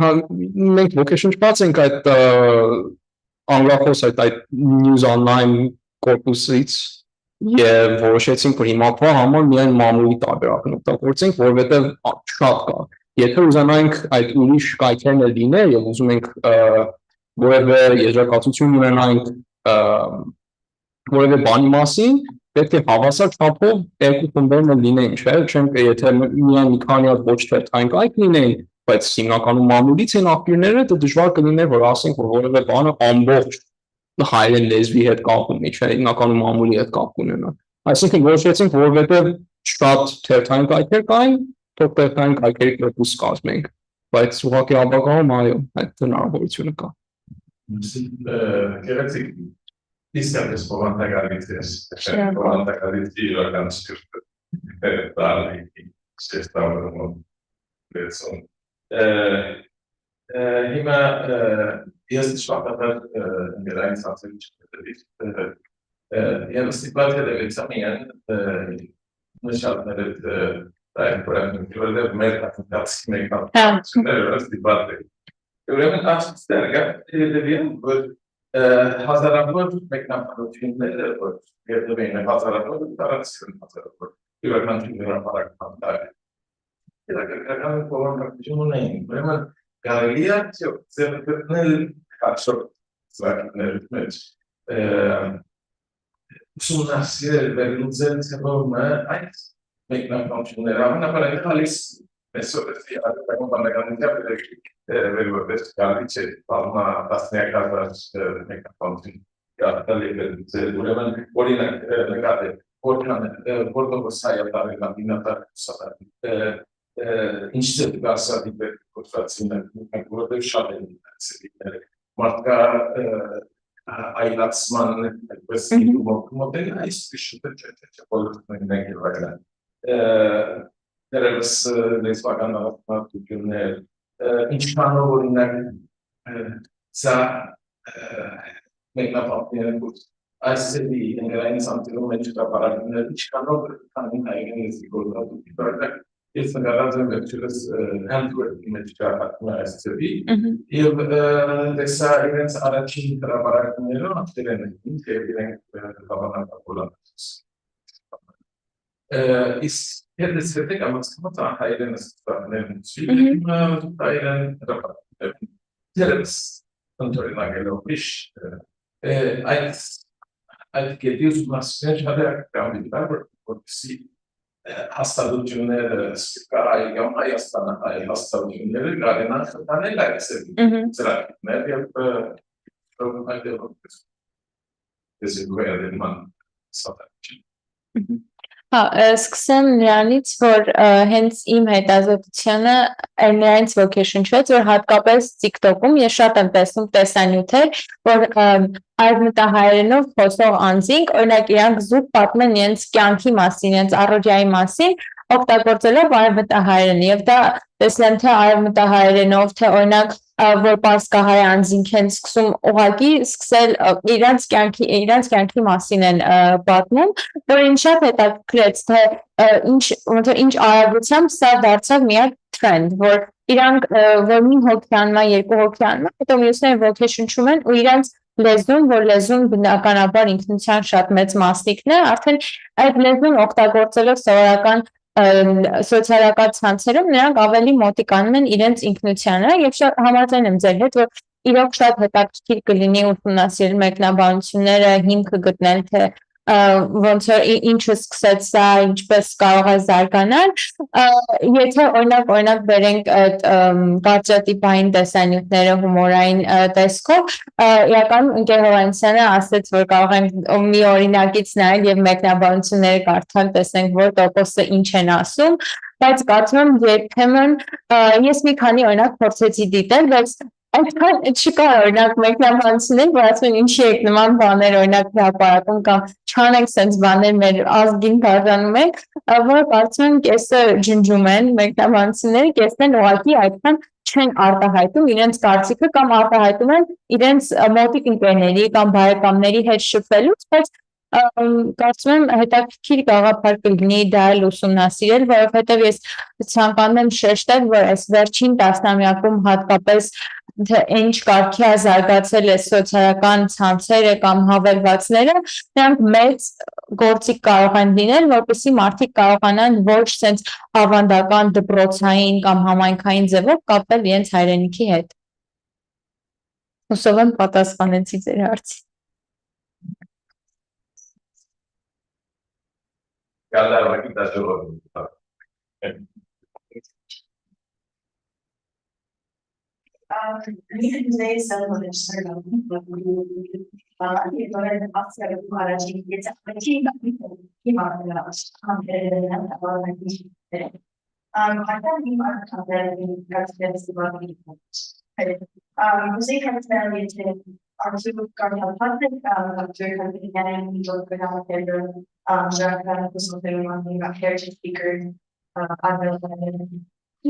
This chapter about ILT's Kartuna and Metatransit Kartuna inherited speakers were regarded and could not open on the kidding. So I would just take a look at that. I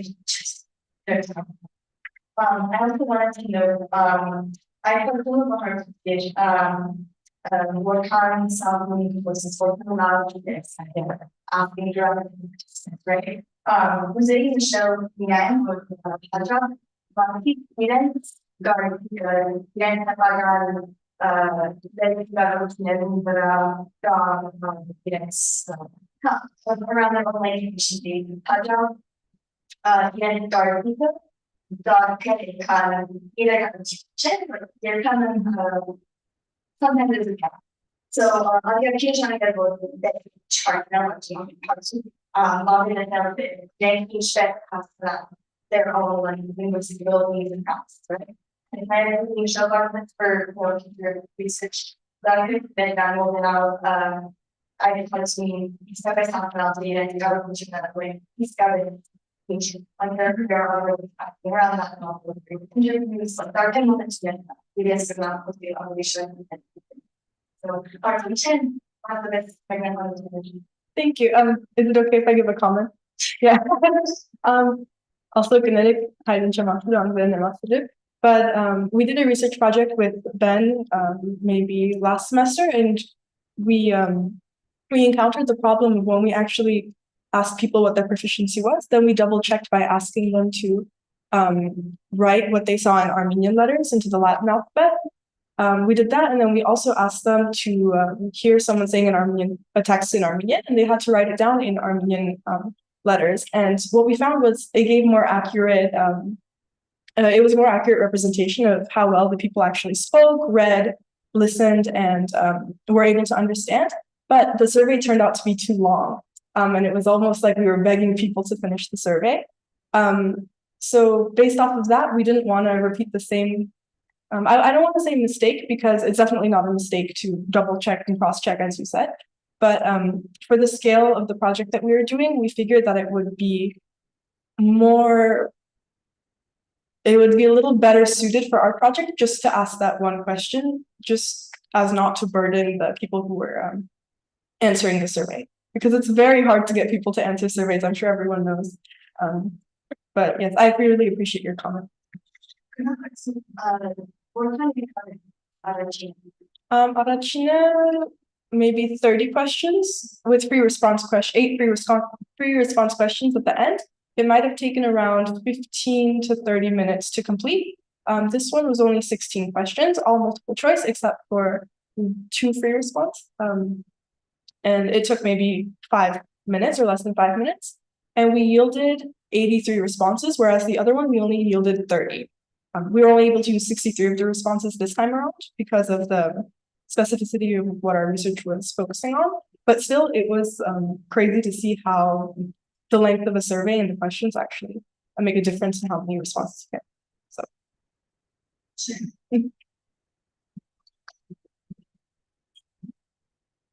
Well, this is ATM also maximum performance and for us for considers ever post ever counting out it's Չեմ գիտեմ։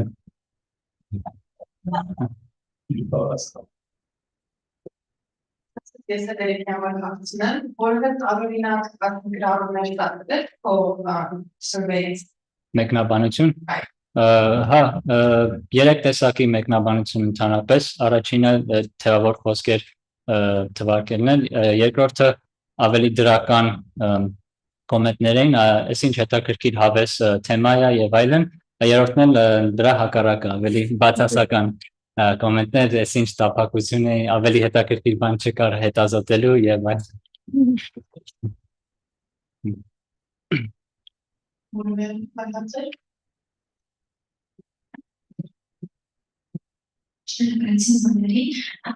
Extremity հայերեն բառի միջին երկարություն չէ, որ ակնի թիվարդի, ու ես ուսում եմ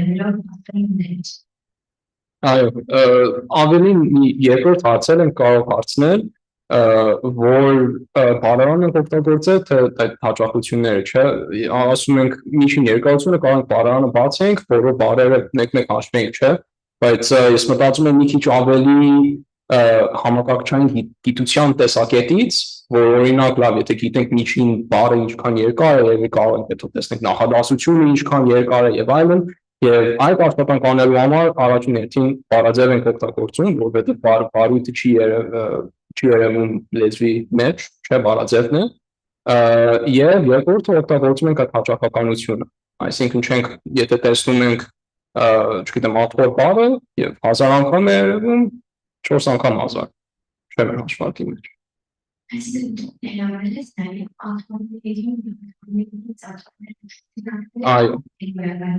Այո, դեշանցանցներն, այո։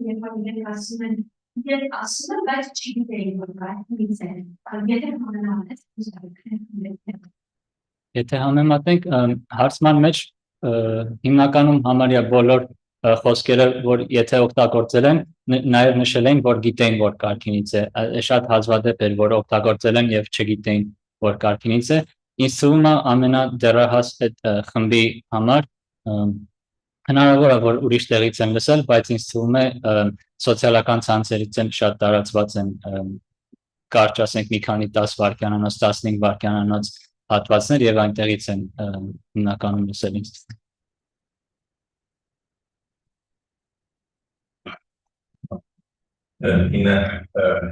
Spezi Alexeyer Paracindaria c'è pastor Gatri, signori, per cui serve nei casi per la missione era una bella motivazione. Jetzt jetzt was schon der Amount eine Chimanalu Amount ne wenn man seçen de innagan formasyonu konuşmalar ediyorlar ilk doktora düşünün bir zamanda bu eski araçlar bir açıkları da bunlar Yetnegatın var innagan da okay Gasto nici para in Unemen ieri mail paraparamos news paraparamos evantima în galima ai masinte ira venisade yani patse că vai manavre de işte Unemen ieri ganze üsti koşte paraparai potrà funzionare per Bei SPC, bei der Wirtschaft, alles heißt, wenn man gerade was eigentlich da als wie ich war bei hast dann wenn man gerade wir wurscht wenn ich check respect love level auch elements must stop gerade nein dahin da kann es ist ihr higher muss gerade in Schwachstellen Então, outra vez, ir em galonete e cair na calapte. Şartlar sevlettir, amenun destek sanatı. İrade destek amaçları hayır, o sevlet, hayır materyalik tanı. Böyle bastı, hayır, bir ibaret kalıp. Engelman nasıl geçer? Շատ ավելի հեշտ է բոլորի այդ անգլերեն խոսան, դες դեռ it's almost as if switching to autopilot. I'm guilty of it as well. But I think it's just that ease of instant like communication of getting what's on your mind across. It is նույն հարցվածանները ընդհանուր հայրենով երևի ավելի երկար է։ Բայց հեշտության համար անգլերենով է պատասխանը։ But then I think it's that same principle. And also for the topic of shame and guilt, I think in that one overall question, we were both measuring, as you said, like guilt for not knowing the language as well, which also contributes to the guilt of not being Armenian enough. And I think that's something that a lot of us face, and it's very connected. And I would love to do research on specifically why we feel that, and maybe if like the older generations have caused this, or what exactly caused this feeling of guilt. But I think it's a really good idea. It'd be great to research in the future. I have a question for Alex. What do you need to research to finish this research? Նախևառաջ ժամանակ, ժամանակատար աշխատանք է, որովհետև ինչ որ լինի, եթե հայաստան բանականությունը մոտ է գալիս ավելի շատ պահանջ ունի, թե ժամանակի տեսակետից, թե համակարգչի տեսակետից։ Այս աշխատանքը որ ցույց է տվել մի քանի ամիս տևեց եւ աշխատանքը կիսել է իմ համակարգիչը, Դանիելի համակարգիչը, երկու համակարգիչը եւ ժամանակակար է, ոչ մի ուրիշ բան չես կարող անես, բացի սպասես UCLA-ն ունի մի սուպեր համակարգիչ, ես փորձում եմ գտնել որևէ պրոֆեսոր մեկին, որ կարող է ինձ օգնել, որ հաշիվ ունենամ այդ համակարգչի համար, այդ առաջինը, եւ երկրորդը, բայց մի քիչ ավելի հետևա համար, երևի մի քիչ ֆինանսական աջակցություն կայքի համար, որտեղ կայքը կա, բայց կայքը առցանց չի։ Երբ որ արդեն ժամանակն է, որ դնենք համացանցում բոլորը կարողանան օգտագործել, երևի ամիսը, չգիտեմ, $50 կարիք կլինի, բայց երբ որ հասնենք այդտեղ կհասնենք այդտեղ։ Yeah, the paper comics Armenian on the institute. Իրենց հատկանություններով այդ ծրագրերը առաջարկվեց շատ հավանական է որ պատասխանատու որտեղ լուրջ իսկապես Չեմ ինչ հիմա ես երբեք չեմ զգացել որ աշխատանք արժանի էր այնպեսի որպես բան, բայց հիմա որ արդեն ավարտվում է եւ մի բան կա որ կարող եմ մարդկանց ցույց տալ որ ահա կորպուս եւ կարող ենք օգտագործել եւ մեջը բաներ կան, այո, իհարկե։ Այո, սակսիալը սուպերկոմպյուտեր այսքան է ծածկել ուրեմն որքան լավ կարելի է ներկայացնել Հասմիկը այստեղ է այդ ջիկունցը իրասը գեր մամակացի նաև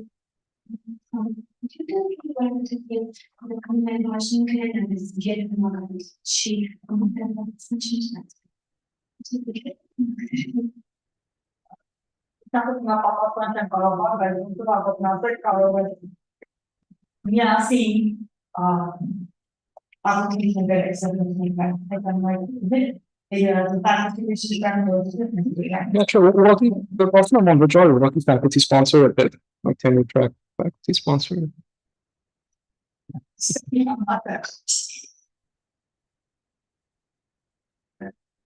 Yeah, you can always buy. շնորհակալ եմ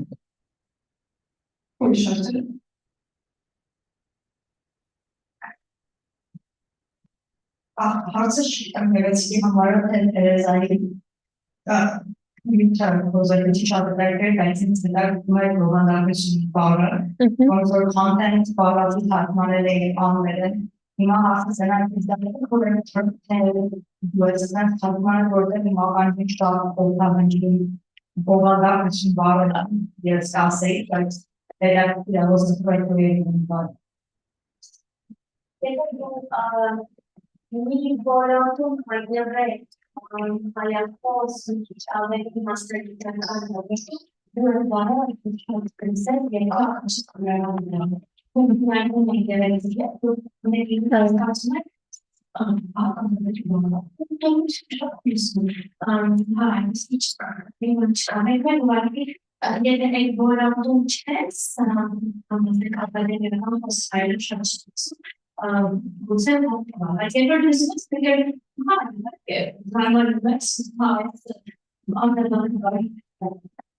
Այո, իրականում ես էլ էի արդեն իմ համար էլ էր ճիշտ ասած sport հենց այդ բովանդակություն բառը դրա համար շատ ժամանակներ փոխարինեցի content բառով, բայց այո, իմ համար էլ էր մի քիչ որոշել թե բովանդակություն ասեմ նյութը, բայց ընկեր Հովհաննիսյանի խորհրդով ավելի շատ օգտագործեցի բովանդակություն բառը որպես փոխարինիչ։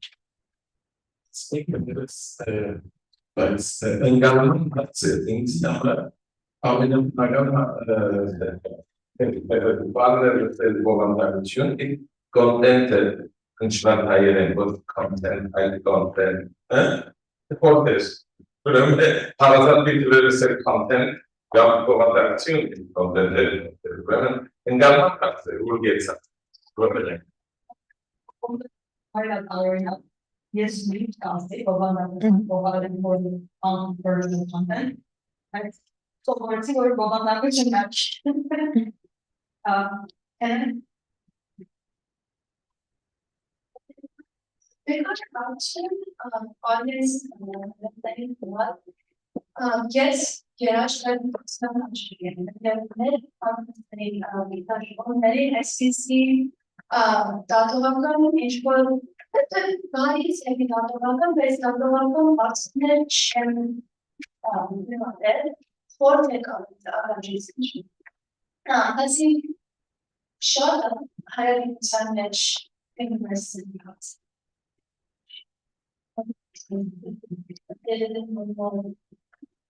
This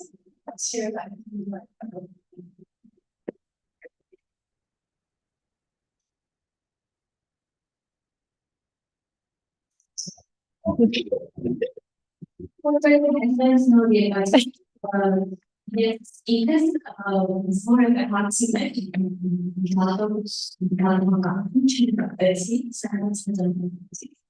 But Karamazan were good players who had background in community. But it's not a kind. Very not one situated, the concept was for the just yeah, much. Depends on the body. I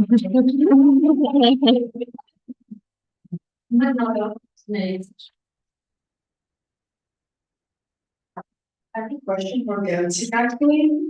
Would you be interested in making the most accessible and digestible English content for our literature and history?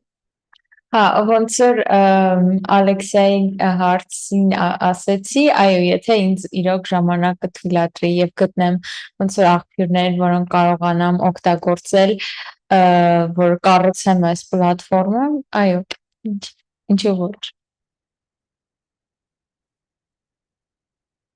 I have one more question here, so any other questions? Yeah, this one's for Nina. Can your research be applicable to other diasporas and diaspora culture? Yes, I would say so.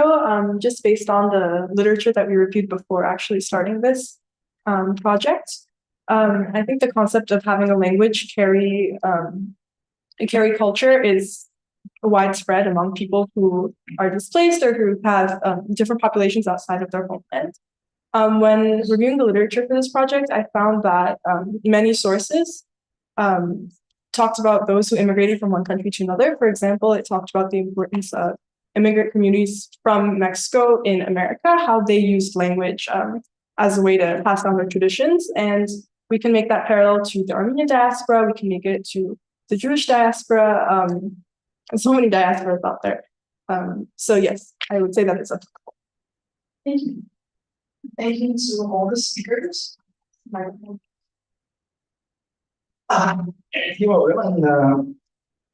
Mod probe întreciumane că prima dată soțca tu de mai vaiden dep har Julia Angul jem samen amena dival bahne am pop gidişovi arasın bahsi yapıyor dort aisopa en önemli görevlen ke snel açıklar.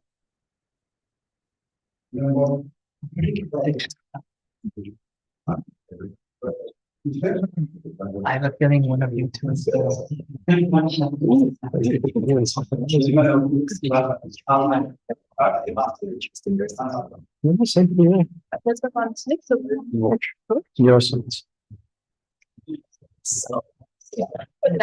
Also, good.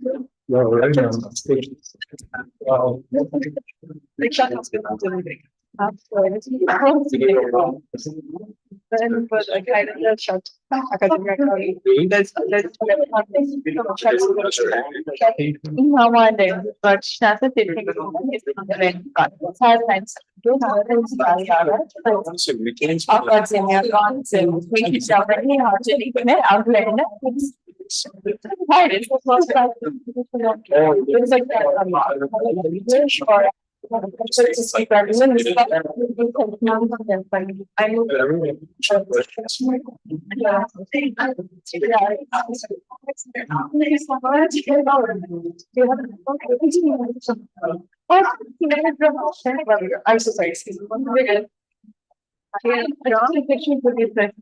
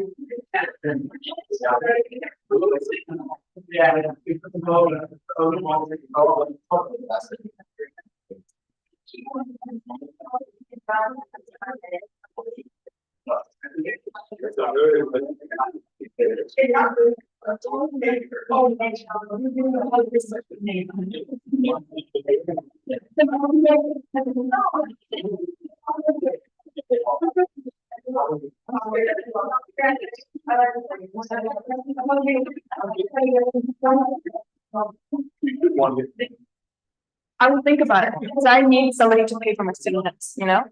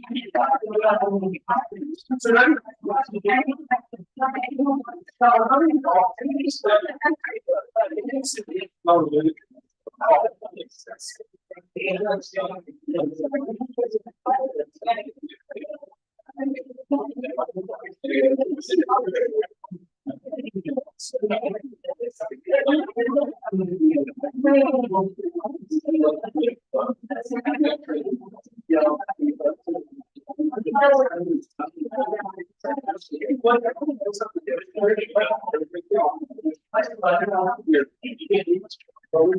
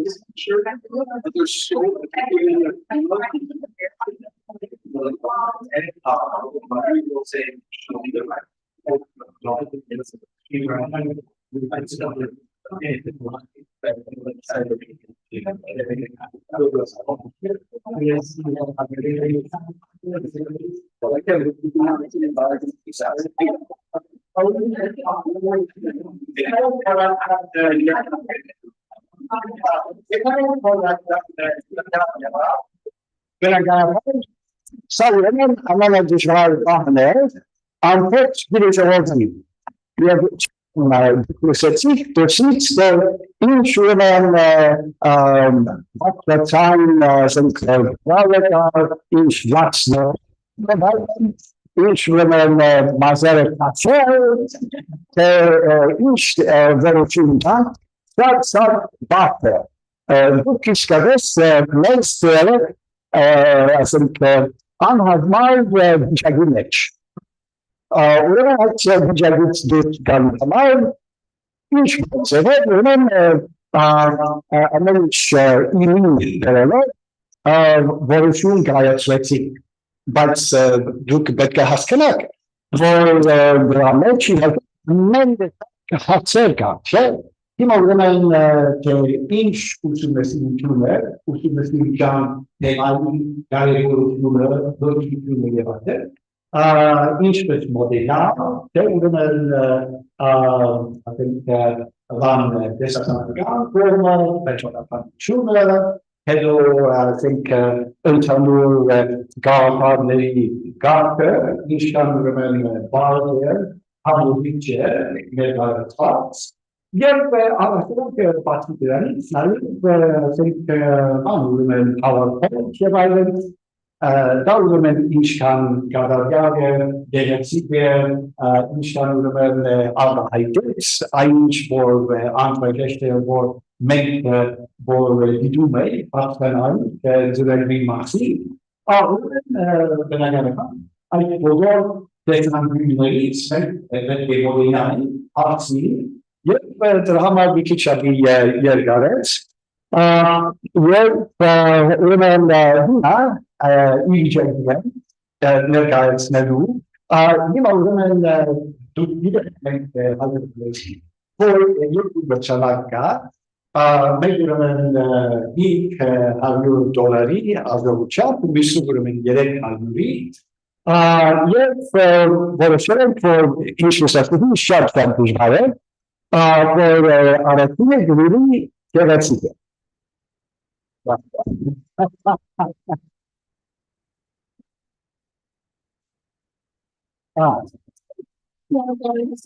Anbayman, anladın çok şart arzlanın.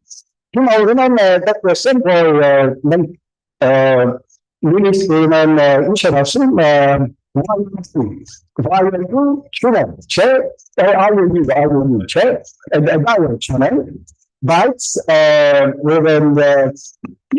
Jeżeli skadasz Havadas, ürünen belki Havadas, bu yeni Hamasaya yani ürünen Havadas finansadan başları sağ davran vermişlerin şey. Ürünen yeni Havadas duyucuna iş bölümlerde masaların afet yansımadı.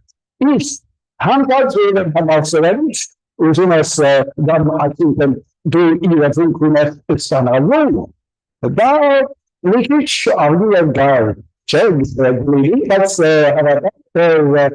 should all be Shapatit Gustana. Shachadu. Is your growth of the Sophia Devokiana? Şadlar dasmak bazı babadan devam adaniç babadan dar mezunlar ye drama borefetin por dar mümkün sorunun şartsat gadarlar sab asabi çune ye azanlarına ve netçe ye grok meçalagi. Absidirali kim öğrenen after Gide Jones schedule, I used to see horse now. Yeah, uzun kurulan neler günler beraber dönem. Yerde yürüyen voçmindan kadar yerde voçmindan avahofçe baklayı gemkun. But later, many cultural women were honest. Like project zaten ben adamım dönem biz kesalar karşılaştıran galiba yek bu hafta mesela gires varmış kolokviyum Amsterdam'da yek gelecek problem biz bir anlatma gelecek problem ama ne çıkıyor kesalar şu galiba I just put a number of I just had a little bit of the system of we can that. You know, for specs and not get there. If uncoach said for all then I said you but many answer thank you and then show let's ground deck and process yes, and yes, after so we got we have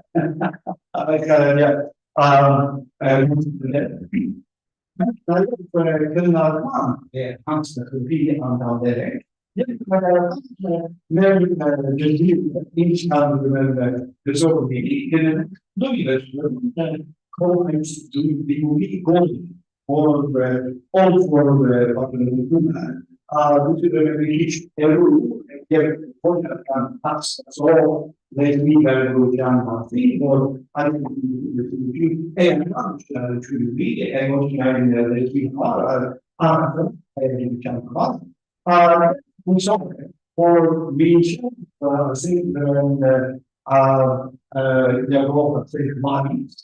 After each other leaves. That's what I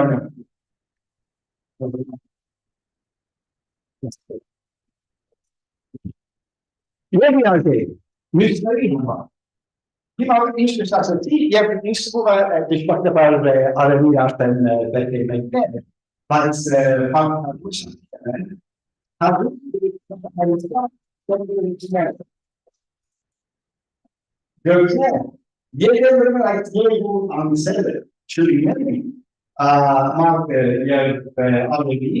met hareket akvat şey çok bana sebep pardon yerel veriler aklımın yanı aynı şey Mark'ın ve sevdiğim anladım drama we realized we study who saw that Denk women nu hasta copii golise una zelmec. Național de gata Almina Musa. Zezanice la mas. Veci na to. Tako a Đoriću. Anche nel finanza Finanzjahrgang Glastonjakel gegabu je gestanak Marcelat Messi.